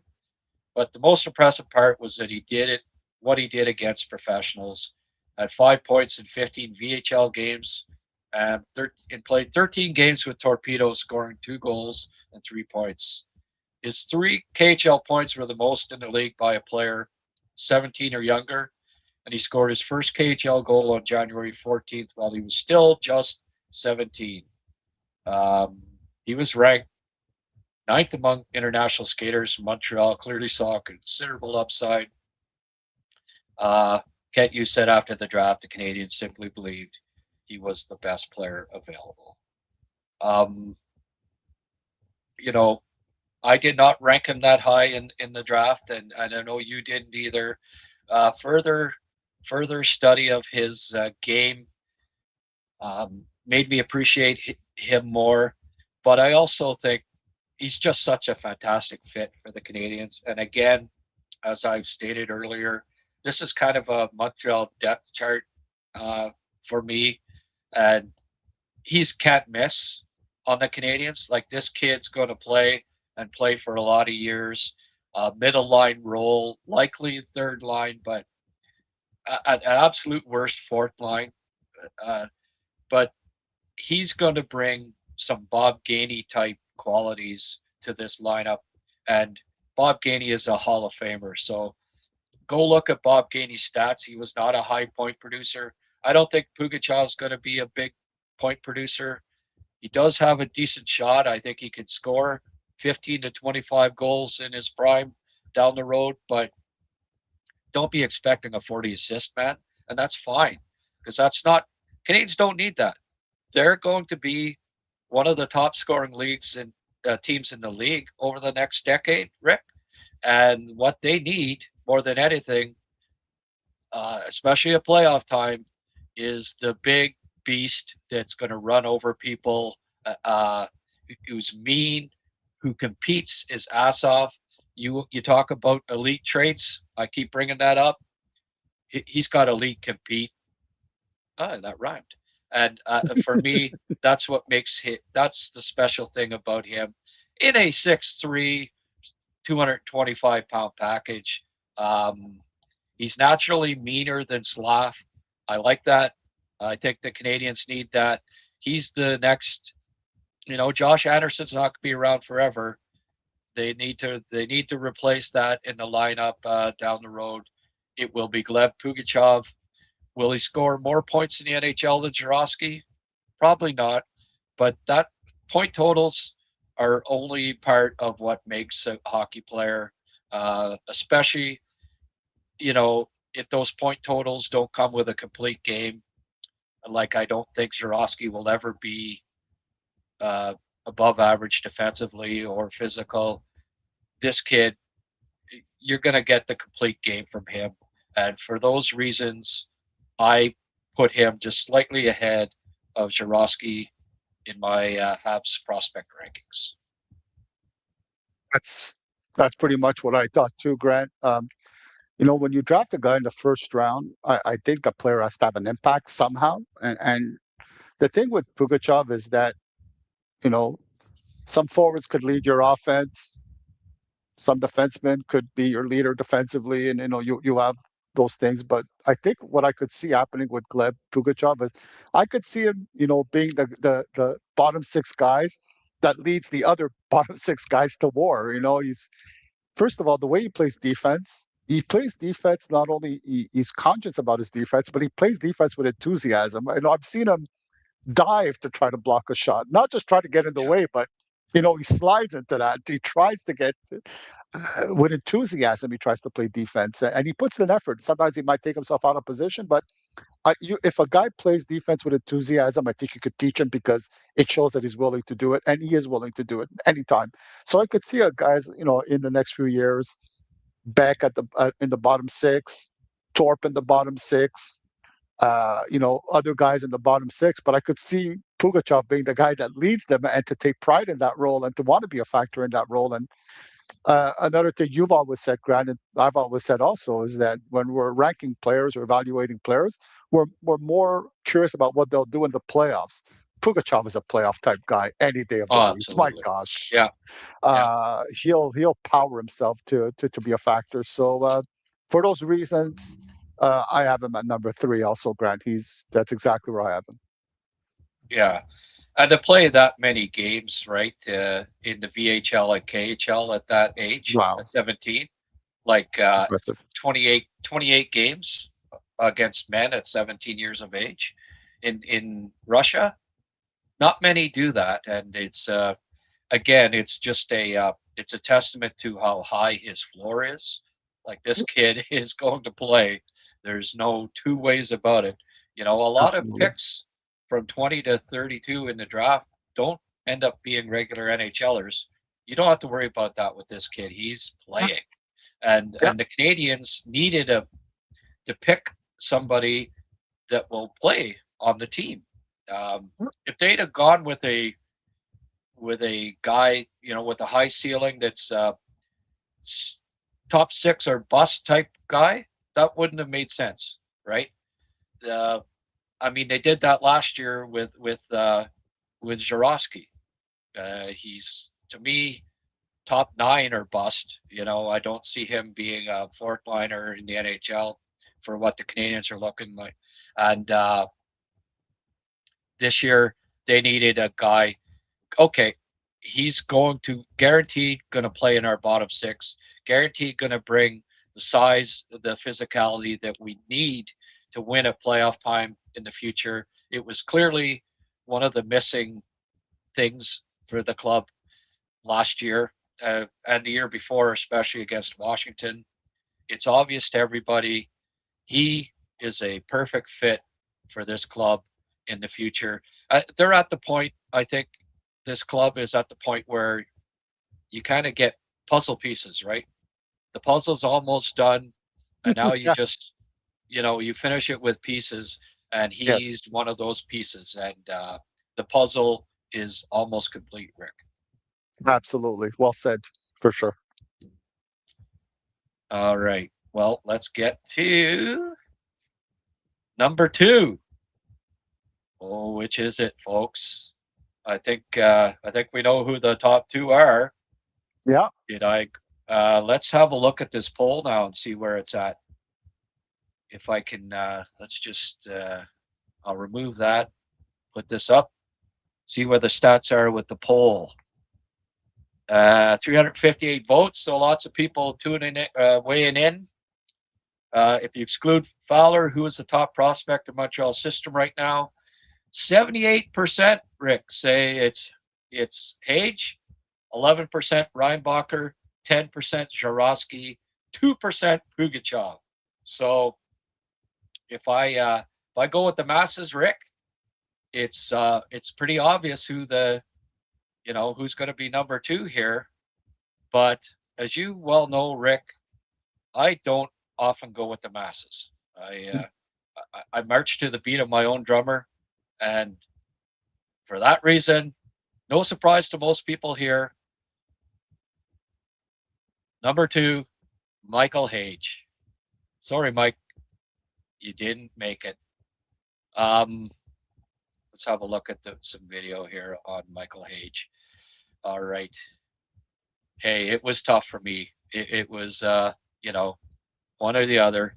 He's a 6'1", 200-pound center from Mississauga who turned 20 in April. The Canadiens selected him 21st overall in the 2024 draft after he scored 33 goals, 75 points with Chicago Steel in only 54 games, 4th in USHL scoring that year. Hage made an immediate impact with Michigan scoring 13 goals and 34 points in 33 games. Took another step this past season, 13 goals, but adding 39 assists for 52 points in only 39 games. 3rd in college scoring, 2nd team Big Ten All-Star, and improved his minus from -9 to +15, which might be the most important stat. Hage may have been even more impressive at the World Juniors, playing for Canada for the first time. He led the entire tournament in scoring with 2 goals and 15 points, helping Canada win bronze. His 13 assists were just one shy of Connor Bedard's Canadian tournament record. He'll return to Michigan for his junior year this fall and remains unsigned by the Canadiens. It's not easy. I don't think. I didn't have an easy time not putting him at first, and I understand completely why so many people do rank Michael Hage first overall in the Habs prospect pool. But here's my reasoning, Rick, and we'll see what you think about it.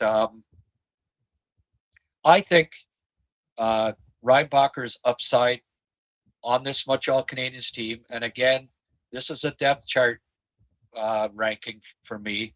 I think David Reinbacher, at worst, will be number 2 right defenseman on the Canadiens, and he may be the best, the top right defenseman on the club. Yes, better than Dobson down the road, because I believe and I think he will be better defensively than Dobson will be. The physical part of his game is appreciably better. He's more naturally mean than Dobson. Skates probably better, will be a better skater than Dobson marginally. Both good skaters, but marginally better skater, more mobility, more range, a little more. I think he's going to be a better one-on-one defender than Noah Dobson. Dobson, to me, will be replaced on the second power play unit with Pickford down the road. I think Reinbacher will play more on the PK than Noah Dobson in his prime.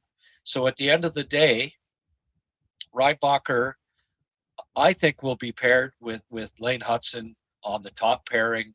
He'll be on the top penalty killing unit, and ultimately will end up playing more minutes per game than Noah Dobson.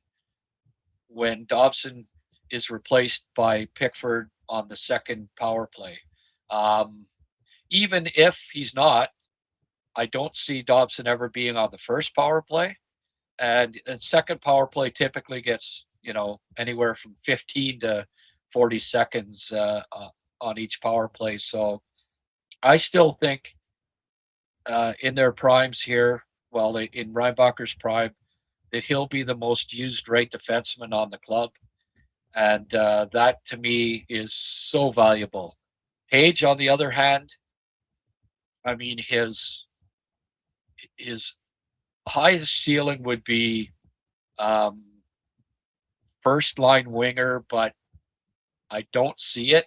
I think he's a second liner, and his upside is second line center, his ceiling, which is great, but that's not a higher value than Reinbacher.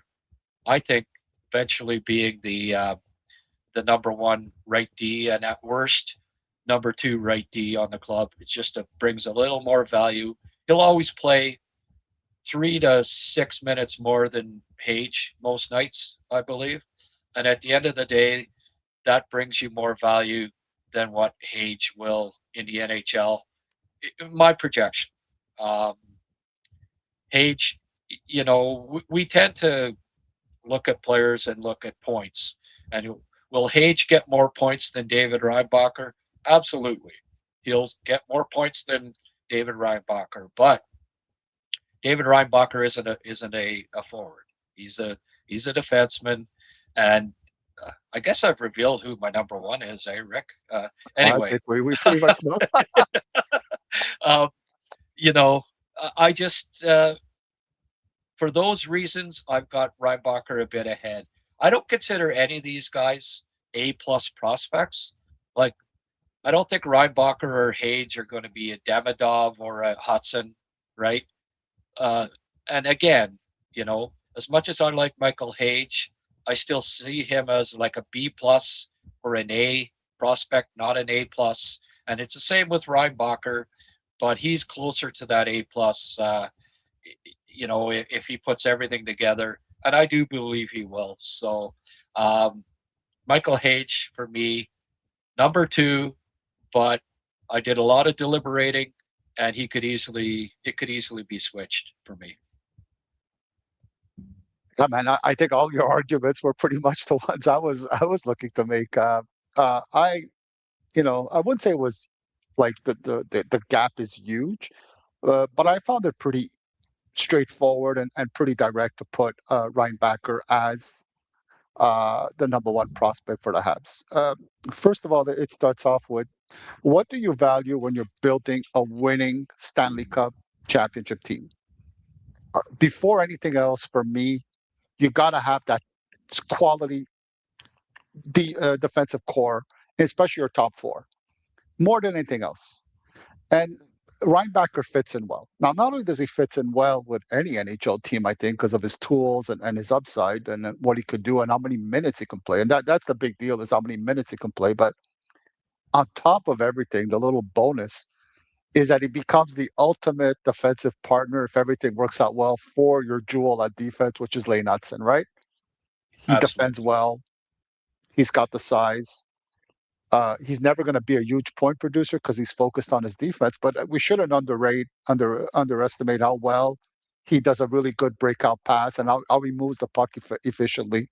Yes, Hudson's going to bring the creativity, but Reinbacher could keep up with Hudson offensively and contribute too in that area of the game. So that's number one. The thing with Age is that all day, second line upside, he'll contribute. I love his creativity. I think he'll be able to play the game with good NHL pace, the kind of NHL pace that will make it easy for his line mates to get scoring opportunities. Now, I don't know if he's more than that. As you said, I think if he plays on the first line, it's either temporary as an injury situation or at the wing. There's concerns with both, right? Reinbacher's, what is obvious is his injury situation. Age, I just question how much how hard he plays, like how physical he can be and all that stuff. That's always a little bit of a question for age. Now, it's not a big deal because it's not what we're looking for in this case. I get it, but we're looking for questions and details and things like that. But with Reinbacher, listen, I mean, I don't know how much more you could ask besides being healthy, I guess, but does he skate well? There's great fluidity to his skating. It's easy. He moves well in any direction. He's got that reach and that size that really limit the opponent's opportunity. So that becomes really important. And again, if you're looking at what's important for your players, when you have a defenseman on the right side that you think could give you 24 or 25, 26 minutes a night every night, put those guys on the market. Put, if Reinbach and Age each reach their ultimate upside, you put them both on the market. A second line player that can contribute offensively, or a 25, 26 right shot defenseman that could log in like a lot of minutes. Which becomes more valuable? I think it's the defenseman. So for all those things, I have Reinbacher at number one also, and I have Age at number two also. Okay. Phil Payette saying here, a right D that can play 22 plus minutes, good two-way hockey with size, has a value close to a number 1C. A number 2C has equal value of a top 4 left-hand defenseman. That I don't necessarily disagree with that. I know where you're getting at, Philip, and it depends too who your other 3 defensemen are too. If you're a number 4 left-hand D and the 3 guys ahead of you are Robinson, Lapointe, and Savard, you could be a hell of a number 4. But yeah, absolutely. I agree. I don't know necessarily. Phil's a longtime friend of mine. Sorry, Phil's a longtime friend of Okay. mine, a really smart hockey guy. So, Oh, okay. Well, it didn't seem like you were agreeing with him. Go ahead. Do you? I get it. I think there's a little more value in a right-hand D because there are fewer of them, right? If you get a top 2 right-handed defenseman, and then we're seeing that. What have the Canadiens missed the last 2 years? What's been maybe their most glaring weakness has been not having a number 2 right-hand defenseman, legitimate. They've had left-handed D-men playing in that spot, and Alex Carrier is not an elite number 2 right-hand defenseman. So, and that's what David Reinbacher is going to be at a minimum. I do believe that at a minimum, a legitimate number 2 right-hand defenseman, and that's pretty solid. So, all right. Well, this is not going to be very suspenseful. The number 1 prospect in the Montreal Canadiens system, David Reinbacher. And he's not even that happy about it, Rick. He's like, I knew that. I knew I was the guy. Hey, it's again, it was tough. It was a tough choice, but 6'2.5", almost 6'3", 207 pounds from Austria, turns 22 in October, so still just 21. Got to remember that. Selected 5th overall in the 2023 NHL draft. Established himself as a teenager playing against men in the NLA, Switzerland's top league. His development since then hasn't exactly followed a straight line. He came to North America late 2023-24 and immediately impressed with Laval. Had 5 points in 11 games, but the following preseason, he suffered that serious knee injury that required surgery in that disastrous preseason game against Toronto. Cost him the season, or most of it, limiting him to 10 games with Laval. Finally healthy this past season, he put together the year Montreal been waiting for. 5 goals, 24 points in 57 games. Mind you, he did get injured again. And that's the concern with some. He finished plus 18. And I think that has to be remembered too. In 57 games, plus 18, very impressive. That earned him his first recall in April to the Habs, made his debut April 12th against the Islanders, and picked up his first NHL point with an assist. Appeared 2 games before Montreal returned him to Laval for the Calder Cup playoffs. So 3 years after making him the 5th overall pick, Reinbacher enters this season healthy with his first NHL experience behind him and with a legitimate opportunity to force his way permanently onto the Canadiens' blue line. All right. And Rick, got to add you to the stage. There we go. Yeah, I mean, we discussed this already to a certain degree, but we can just some folks are mentioning the injury part of it, Rick, and I don't know. I just don't think you can, you're trying to project players with the assumption that they're going to be healthy. You can't, I don't think you can go into an exercise like this saying, well, I'm going to have to drop him because he might get more injured than the other guys. Injuries typically are bad luck, wrong place, wrong time. And you seem to be frozen, Rick. Okay. Might be losing Rick. We'll see if we can get him back. Geez, we almost made her through smoothly there. And Rick will have to come back in. If not, that's fine. He made it this far, and we're pretty happy about that. You know what I might do here, just in the meantime? Why don't we show the highlights of Prugachev's Хорошо знакомый Дуна Корнвас умеет проявить. Еще This is a couple days ago against Dynamo Moscow, I believe. And I'll tell you, they better not wear these friggin' uniforms all year, folks. Orange with turquoise letters. It's like numbers. It's almost impossible to friggin' here he is hitting. Gleb does like to hit. Almost impossible to figure out who's who here. Luckily, he was mostly on the left side, and he's a big boy, so he kind of stood out. But good luck reading those friggin' numbers on these guys. Rick says, sorry, everyone, my internet is down. We have construction on my neighborhood even today. Oh, geez, Sunday. Thanks, guys. Okay, Rick, if you're down and out, that's okay, my friend. Thank you for making it all the way, and even getting a comment on the Reinbacher. So it's not like he didn't get to say anything. We had a good little discussion about Reinbacher early on, but you can see in these, he only played 943. So hey, they're working him in slowly. -1 in this game, no points. But as per usual, good work ethic. The skating wasn't out of place. He still, look at that pass. That was nice. You had a couple of those cross-icers that were right on the tape. So I like that in this game. My Instat's not letting me.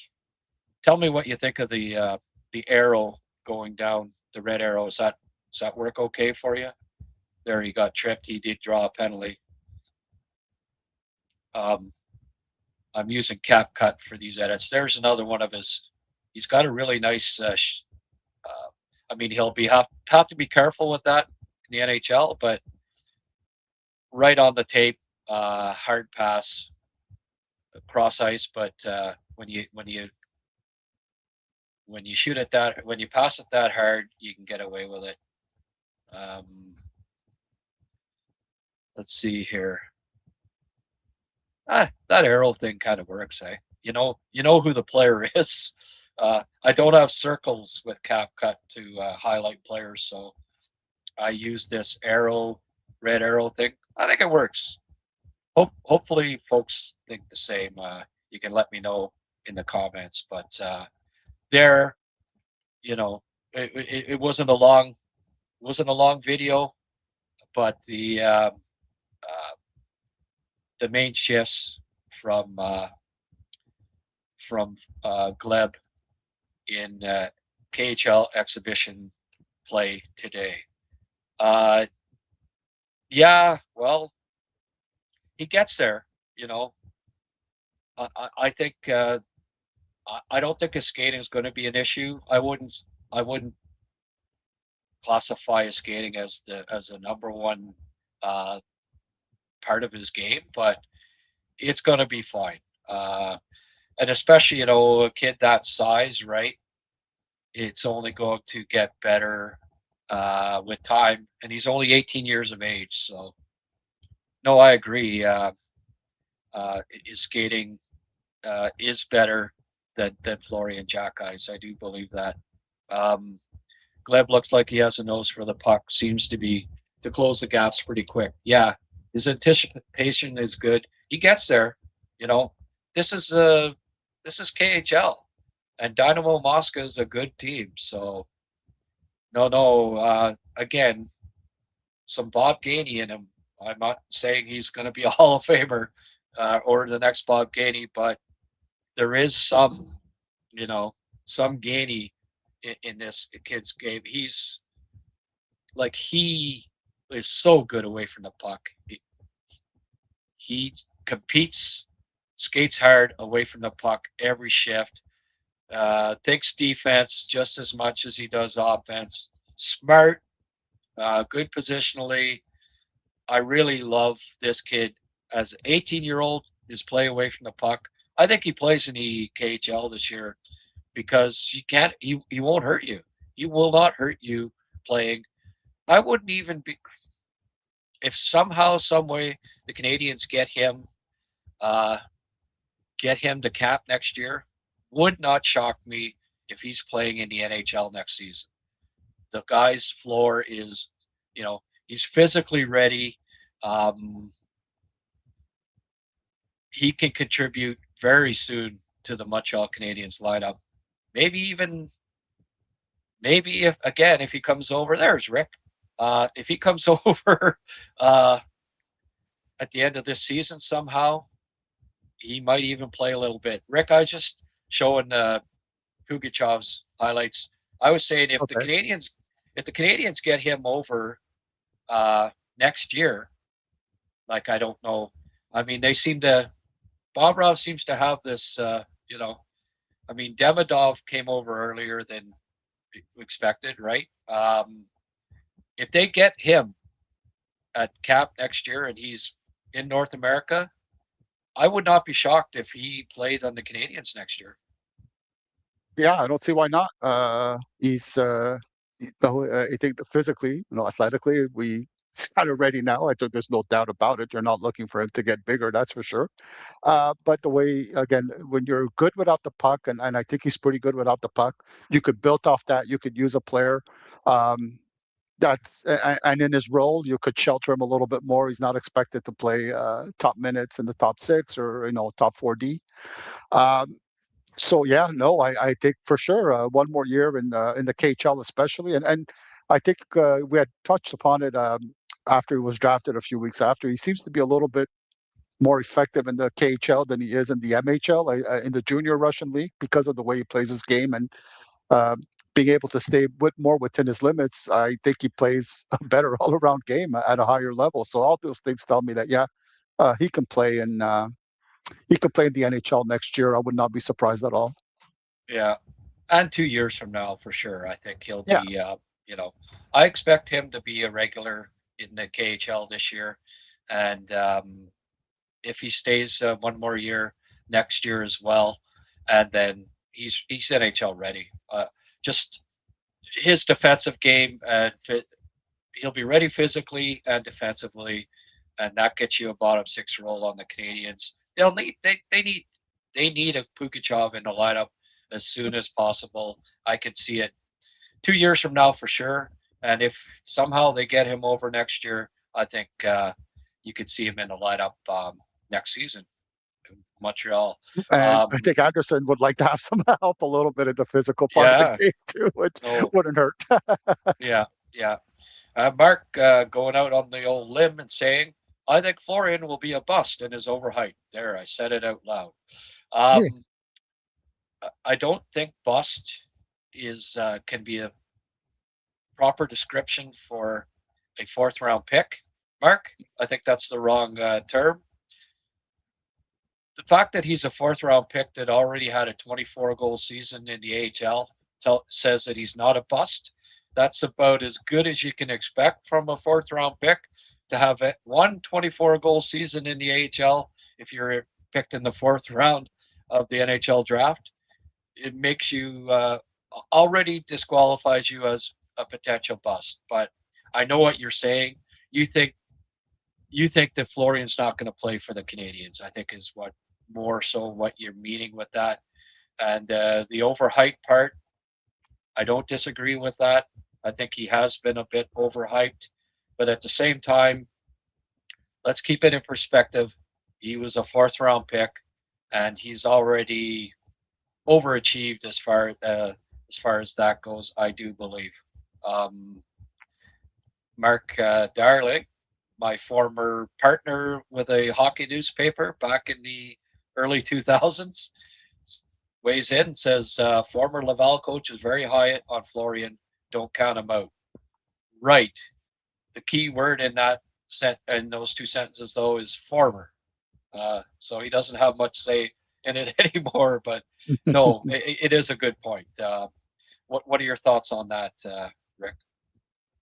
Well, it's difficult too, because sometimes when those comments were made while he was Laval's head coach, so sometimes what you say in the media is could be a little bit overblown. But I think what Pascal Vincent recognized, and this is the important part, is I think he recognizes some traits that make him an NHL player in the way he conducts himself, the confidence he plays with, the things he wants to do. I think he's fearless out there. Those are all things that Pascal likes.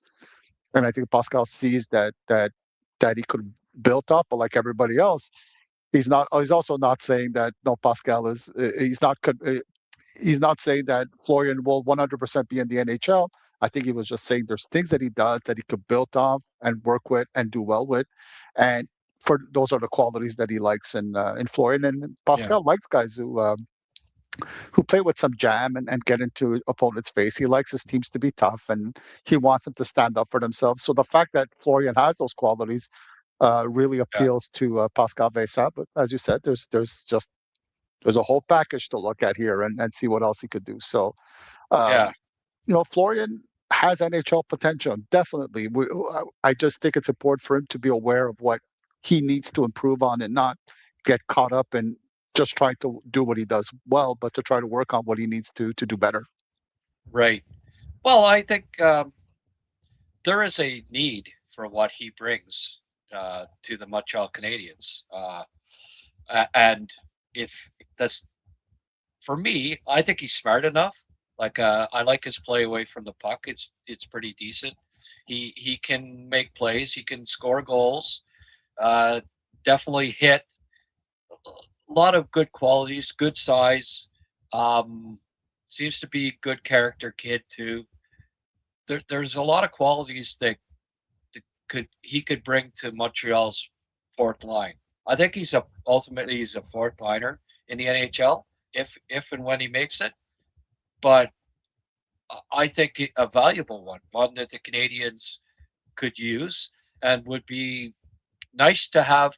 I'd like to see Florian Jacquet in the lineup in the playoffs down the road. I think he could help the Canadiens in the long run. Do I think he still needs work? Yes, I do. But I also think that there is a fit in the lineup for him. Very competitive, and that to me, is his elite trait, and it's something that the Canadiens need. So there is a fit there with the club if the skating comes along.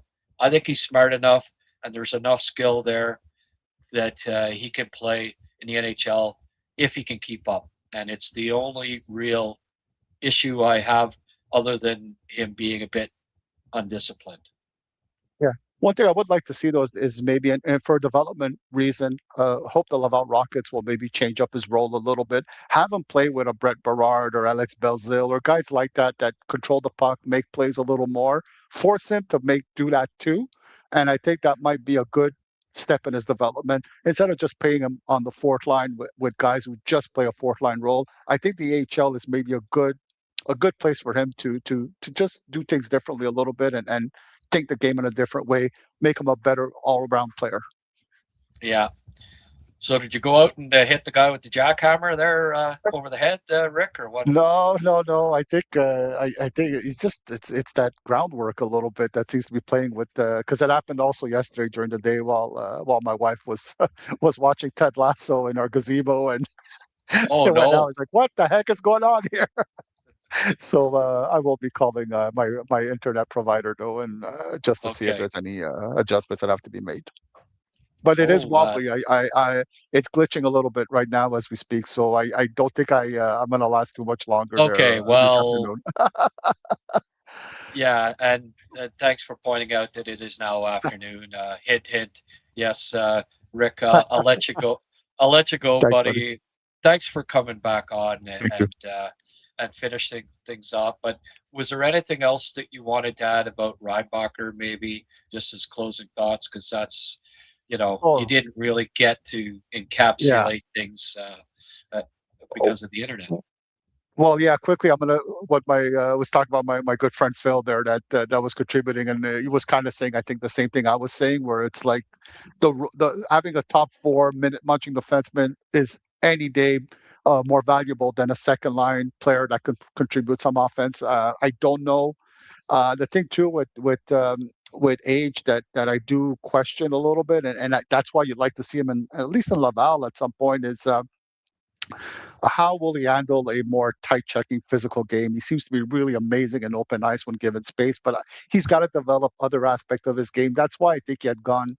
Honestly, I think Age had gone about as far as he could.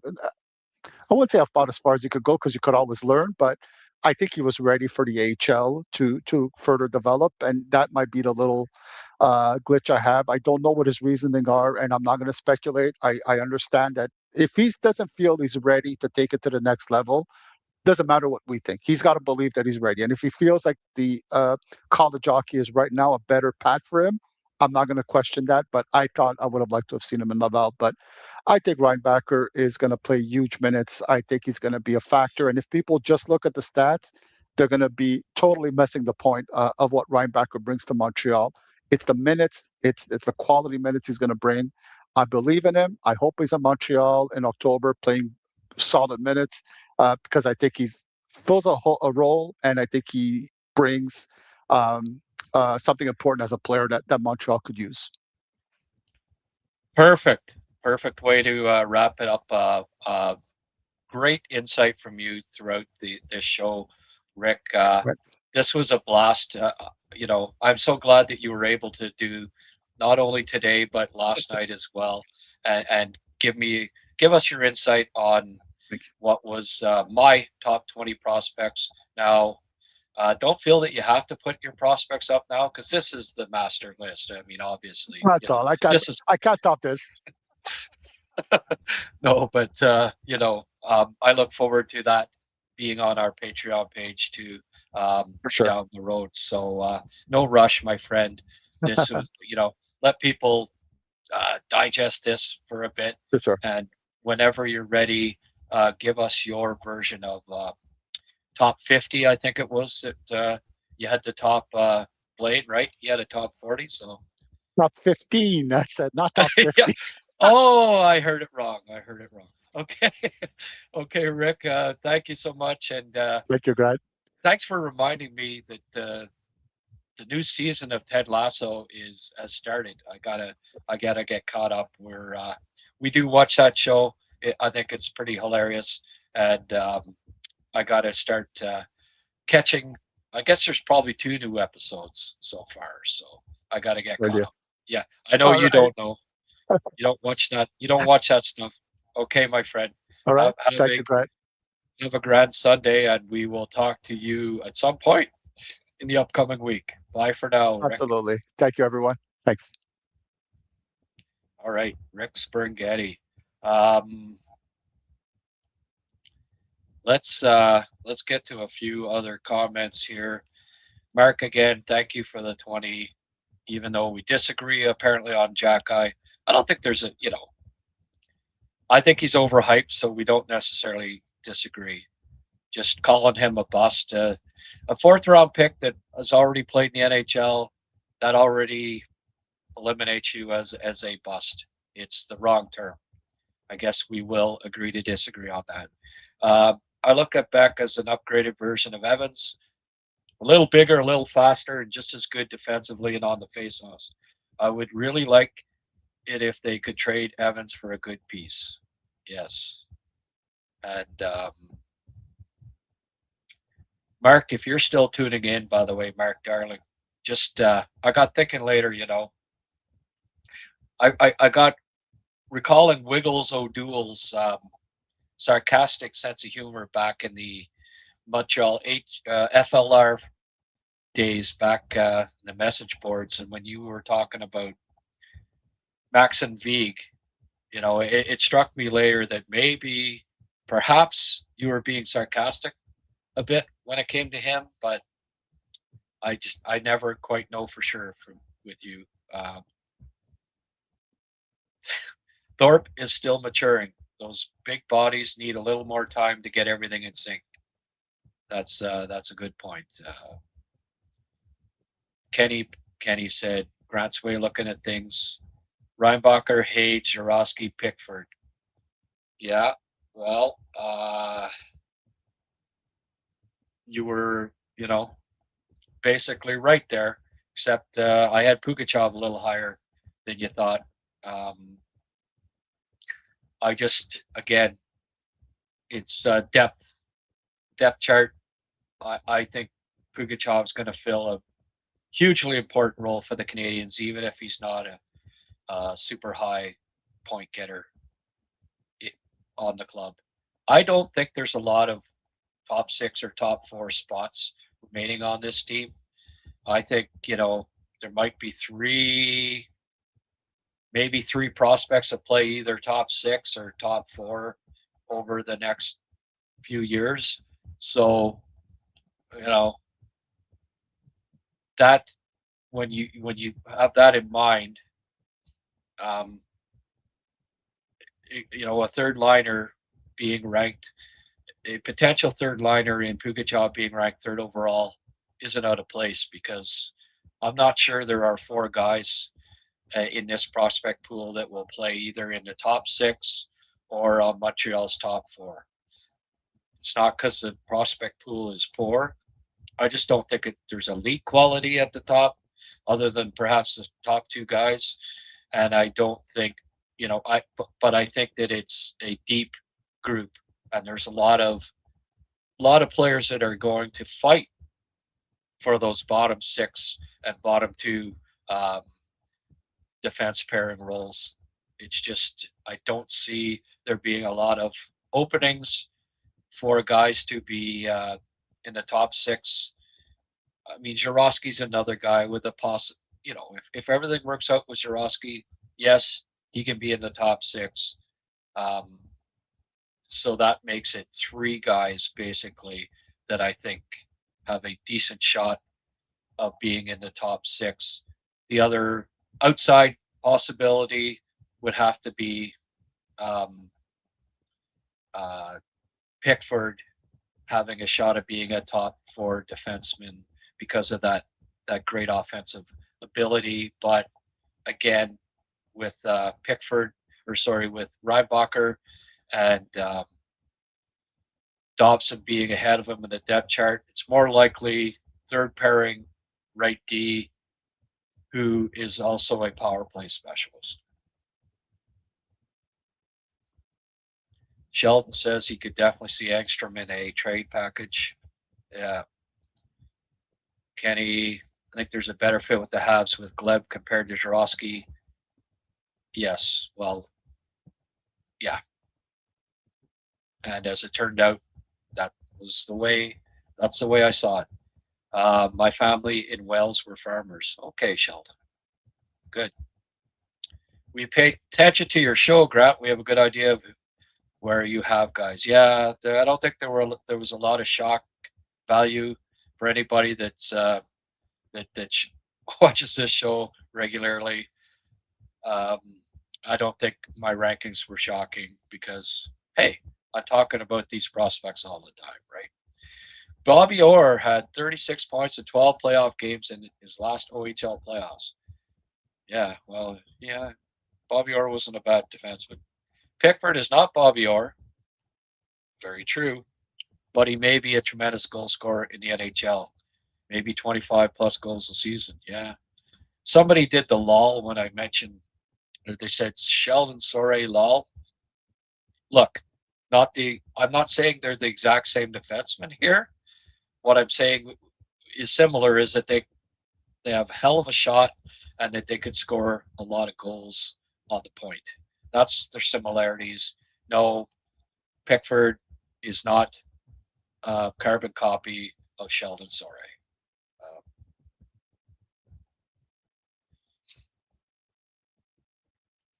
I think Jarosky is still trade bait number one. Yeah. Gleb might be the meanest prospect in the organization. Could be on par with Florian at worst. Absolutely. Need guys who are a pain in the ass to play against. Makes things ugly for the opposition. Or pain in the arse, sorry. Yes. And a few were saying, Rhino second overall. Rhino for me, second overall. Hey, you could flip that easily. I almost had H first overall. Some days I do, some days I don't. But at the end of the day, I think I explained why Rhino got the nod.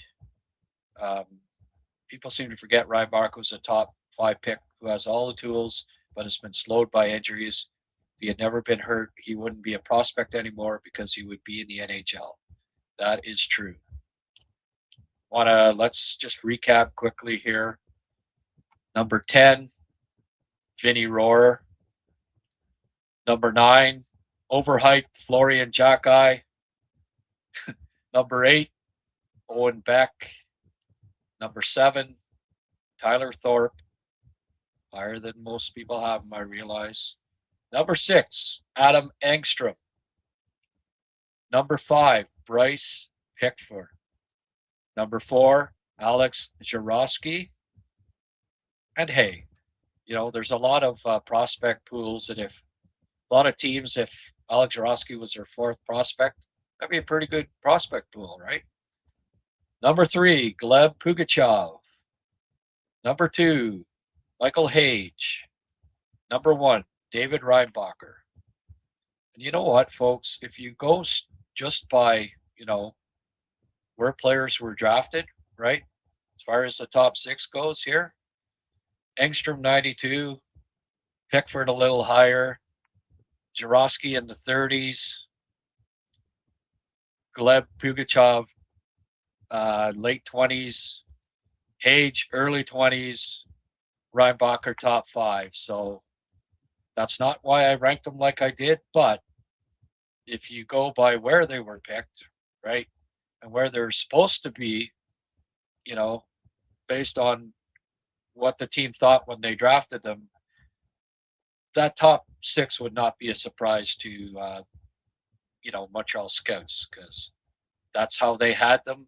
And that's probably, at the end of the day, there's sound reasons why each was picked where they were in the draft.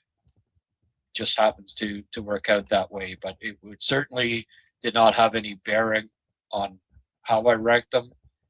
But I did notice later, okay, Engstrom was picked after Pickford, who was picked after Jarosky, who was picked after Pugachev, who was picked after Hage, who was picked after Reinbacher in their respective drafts.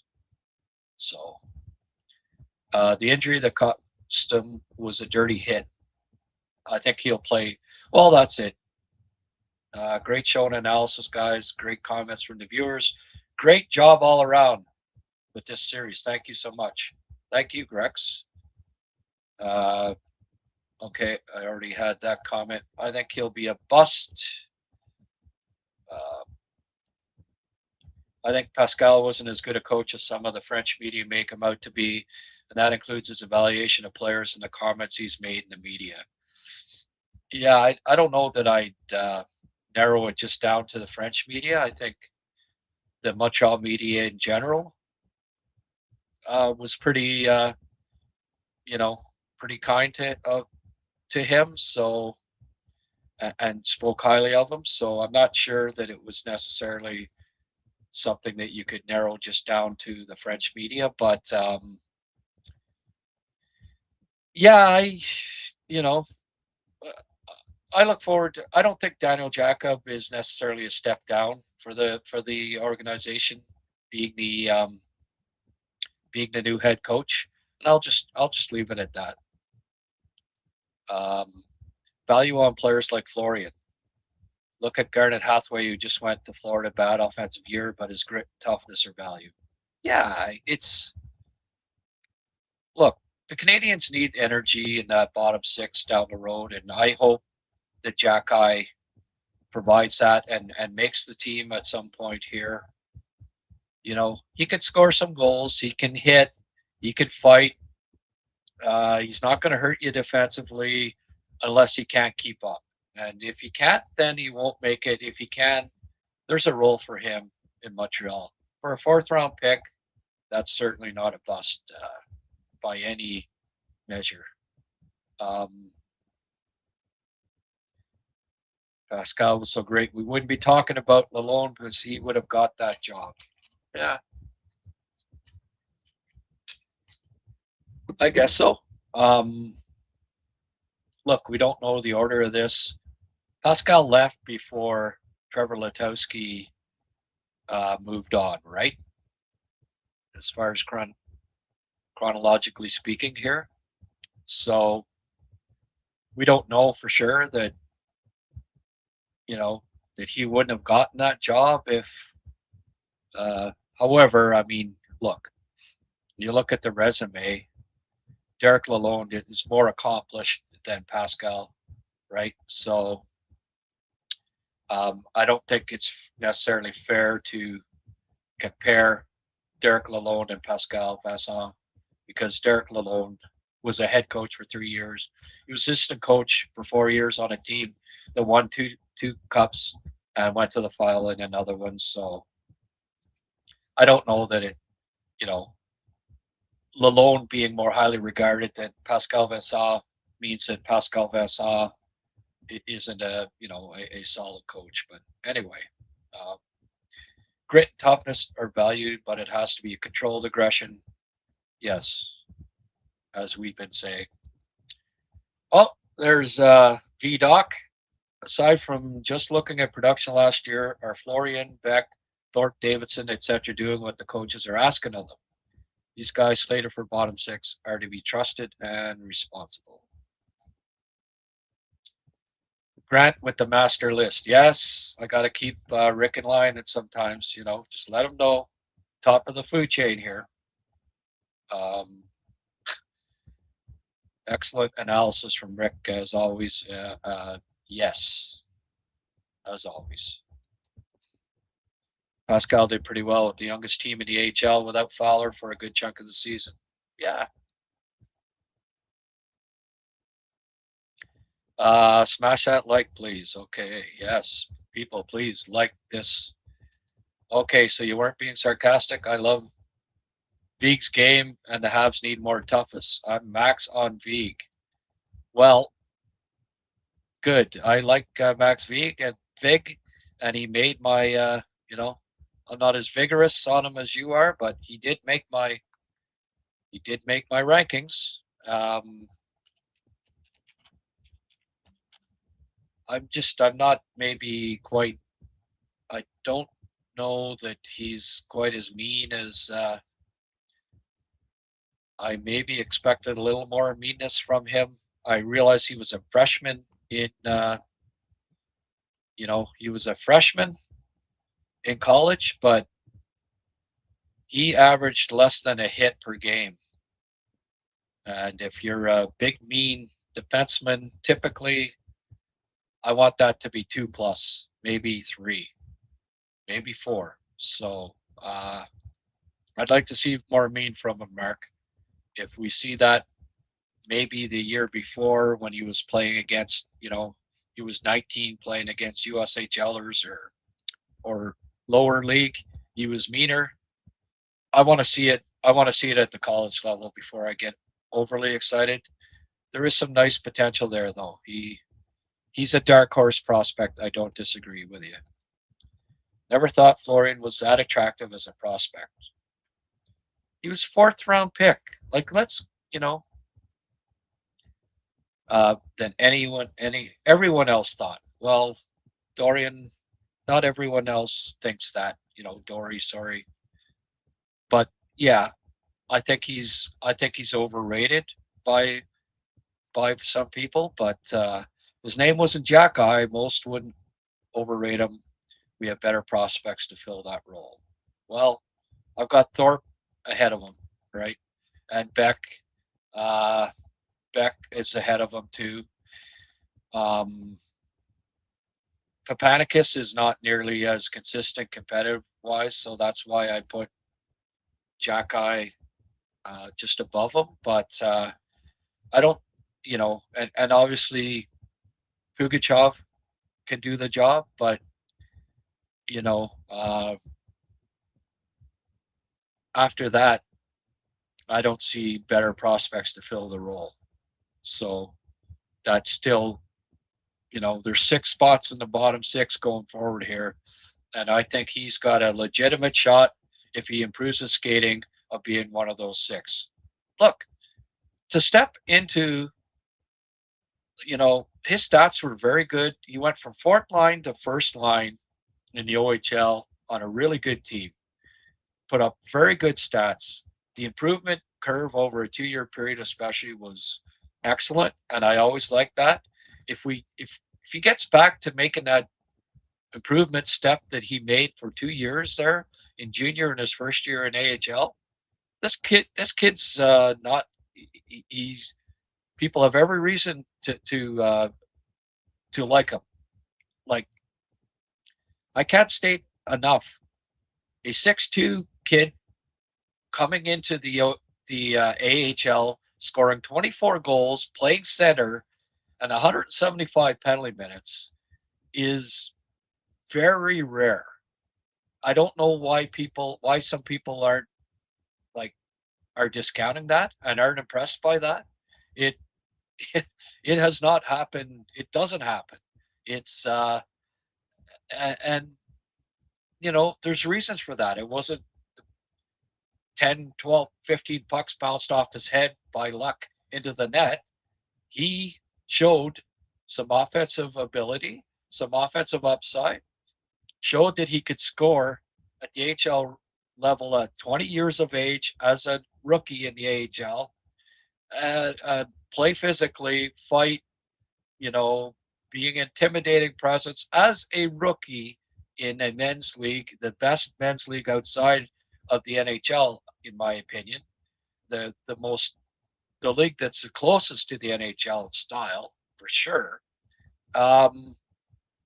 So, I think, yeah, he's overhyped a bit, but let's not underhype him either. I think it's, he lands somewhere in the middle there for me. That's why he's still a top 10 prospect for me in this club, because there is a fit there. And if his skating, it's the only thing that he needs to appreciably improve is his skating. And it's possible to do that. He's fairly smooth skater. Mechanics are okay. Just got to get quicker. And if he does, he's an NHLer for me. And for a 4th-round pick at the end of the day, that's not, he's not overrated. It's conducive to where he was drafted, where I agree there are a lot of fans that overrate him and overhype him. I don't see him as a top 7 prospect. A lot of fans do. last year it was, oh, is he going to make the lineup? Is he making the lineup? I was outside the Bell Center after a game and HFTV, is Florian going to make the team? Well, no, let's slow down. He's not ready. And he not only didn't make the team last year, he still hasn't made the team permanently. But I think it's somewhere in between is where I land on Jack Eye. Overhyped, yes, a little bit, but let's not say, uh, you know, let's not underrate him as well, because he could fill a role, could fill a role with the Canadiens that's needed in the future. People love the tougher aspects of his game, and would love to see that type of hockey in the league again, even if the league has changed a lot. Well, he brings energy. He brings toughness. There's still a lot of energy, big energy players in the bottom six. And again, it's not like he's bereft of skill here. He had 24 goals as a rookie AHL center, and there's not a lot of 20-year-old AHL centers that score 24 goals. It's not very common. So let's not underrate just how much skill level this kid has.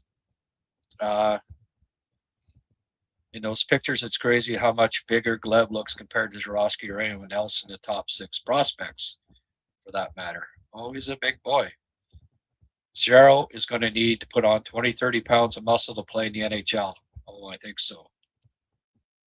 I think the other thing with Florian was that he scored quite a few goals in his AHL season. Yeah, that's right. On the positive side, I think I started a healthy debate on Flo. Bust was not the right choice of words. Okay. I want to see Flo succeed. I just don't think he skates well enough. Well, that's what he's got to work on. It doesn't take much to start a debate with this crowd. Yeah, but it's civil. So long as it's good, I'm all for it. Fair to say the team lacks size and grit. Be happy if Florian can bring his game to the NHL. We need that jab. Save for Gleb and Thorpe, a line of Thorpe, Florian, Gleb would be an absolute cinema. I agree. Papanicus has a higher ceiling. Absolutely. If he ever decides to put it together, he's a much better skater. Yes, he is. And why he was not far behind on my list. I wish I could put up the entire list here. I cannot do that at this point, but why don't I quickly run through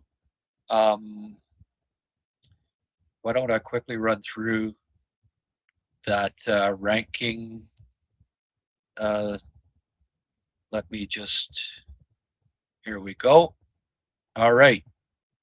Number 30, Luke Mittelstadt. 29, Max Zuber. 28, Philip Machar. 27, Sam Harris. 26, Maxon Vig. 25, Tyler Dekos. 24, Parker Trottier. 23, Jared Davidson. 22, Philip Erickson. 21, LJ Mooney. 20, Atos Koivu, who, by the way, exhibition game, I know, but the other day in a 3-2 win for TPS, first exhibition game of his Liga season, goal and an assist. So encouraging start for Koivu. I think we see a breakthrough offensively for him this year as a 21-year-old playing in Finland's top league. Alexei Cornoyer, 19. Cooper Cleves, 18.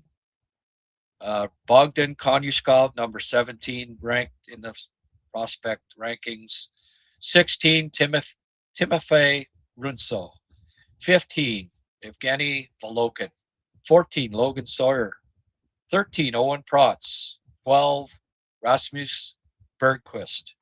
Number 11, Hayden Papanicus. Then the top 10 today, of course, at 10, Vinny Rohr. 8, Florian Jacki. 9, Florian Jacki. 8, Owen Beck. 7, Tyler Thorpe. 6, Adam Engstrom. 5, Bryce Pickford. 4, Alexander Jodorowsky. 3, Gleb Pugachev. 2, Michael Hage. Number 1, for me, number 1 prospect in the Habs system, David Reinbacher.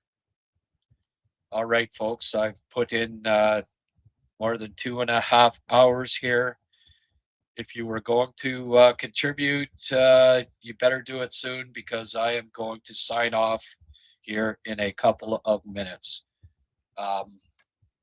Busiest weekend I've probably had in quite a while. I got the Instat back Friday, 6 a.m.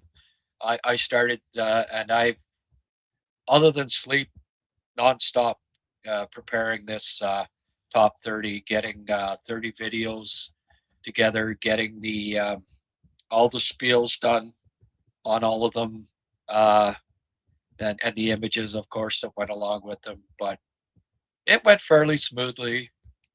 Not a lot of people saying that I'm nuts, and that's because we have a civil, mature crowd for the most part on here, and I appreciate that people realize that it's just an opinion, and it doesn't have to be, it doesn't have to get personal about somebody having an opinion.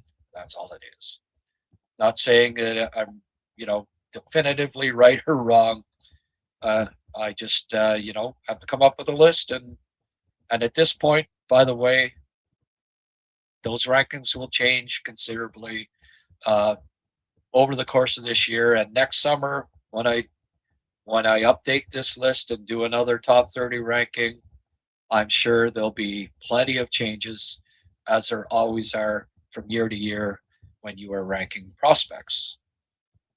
Florian and Beck were the last cuts last year. Let's see what Cap shows. Never know who grabs the ball and runs with it. Who had a good summer, who improved in those areas of their game. Fun Cap coming. Yeah, there's fun Cap, but not a lot of openings there. What's going to have to happen is a couple of young players are going to have to just make it impossible to cut them. The theme about your top 30 is there's a lot of size mixed in there. Yeah, well, the Canadiens have made a point of drafting size, right? Like if I look back over, let me just bring up this, Reinbacher 6'3", Hage almost 6'2", Gleb 6'2.5" to 6'3", Jarosky 6'1.5", Pickford 6'1", Engstrom 6'1.5" to 6'2", Thorpe 6'5", Beck shade under 6 feet, Jack-Eye 6'2.5" to 6'3", Vinny Rohr, one guy in the top 10 that's under 5'11". He's at 5'10". Papanicus 6'4" to 6'5". Owen Pratt 6'1.5", but a big thick kid. Bergquist 6'1.5" to 6'2". Logan Sawyer almost 6'2" now. Volokin 6'3" goalie. Rutso 6'2", 200 pounds. Konyushkov 5'11.5". Cleve 6'3". Cornwallis 6'3", 6'4". Koivu 5'11" and change. So in the top 20, 3 or 4 guys under 6 feet, none under 5'10". So, and then when you get into the 30s, of course, LJ Mooney is the exception, right? But I don't have him top 20. Erickson is undersized too, but hey, they're outside the top 30. There's a reason for that. Davidson 5'11", Trache 6 foot, Deco 6'1", Fig 6'2", Harris 5'11", Meshar 5'10", Zuber 6'3", and Middlestat 5'11". So the majority of the players that are under 6 feet are outside of the top 20. So yeah, some size coming in the pipeline, certainly, to the Montreal Canadiens, and I think that's a good thing because it is one of the things that it's pretty much agreed universally that the Canadiens need to upgrade, and that's their size. It's coming. If they don't do it by trade, it'll be internally through osmosis. All right. I'll get to the last few comments and then wrap this up. Is there another team in the NHL with a top 20 prospect list like this, let alone 30 to 35? Yeah, probably. I think, there's certainly ones with a couple prospects that are as highly regarded. I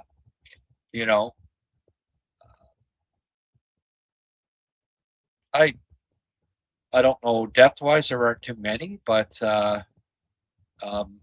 Canadiens, I think, are in the top 5 mix for as far as quality depth goes. It's pretty deep, and that's a good thing. But yeah, Utah definitely would probably has even better prospect group, but there are a few teams that are on par or maybe even a little better. I'm in the same camp as Grant, thinking Beck grabs one of the last spots at camp. Great way to help us fill the hockey dog days of summer. Thank you very much, Grant, for all the hard work. Thank you. Donnie McCaskill, did you just come in to give me $10? We haven't heard from you, my friend. Thank you to everybody that's been kind enough to donate here.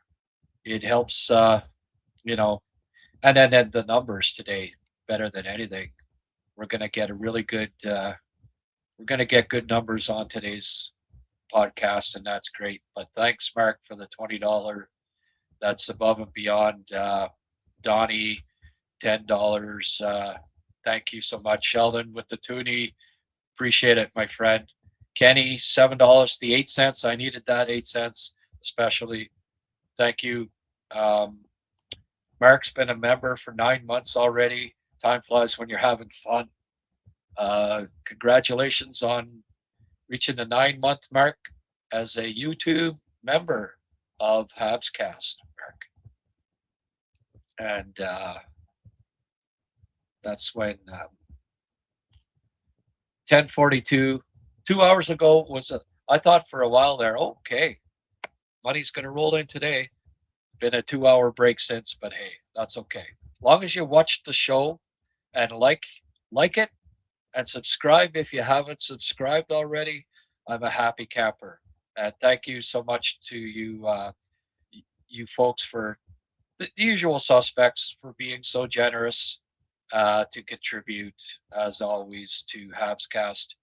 It's helped keep me going. I will be 3 weeks from now, I'll be celebrating a first-year anniversary of HabsCast, which is pretty cool. Oh,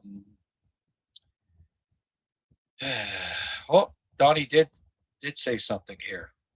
Maybe he didn't say anything else because I didn't see this.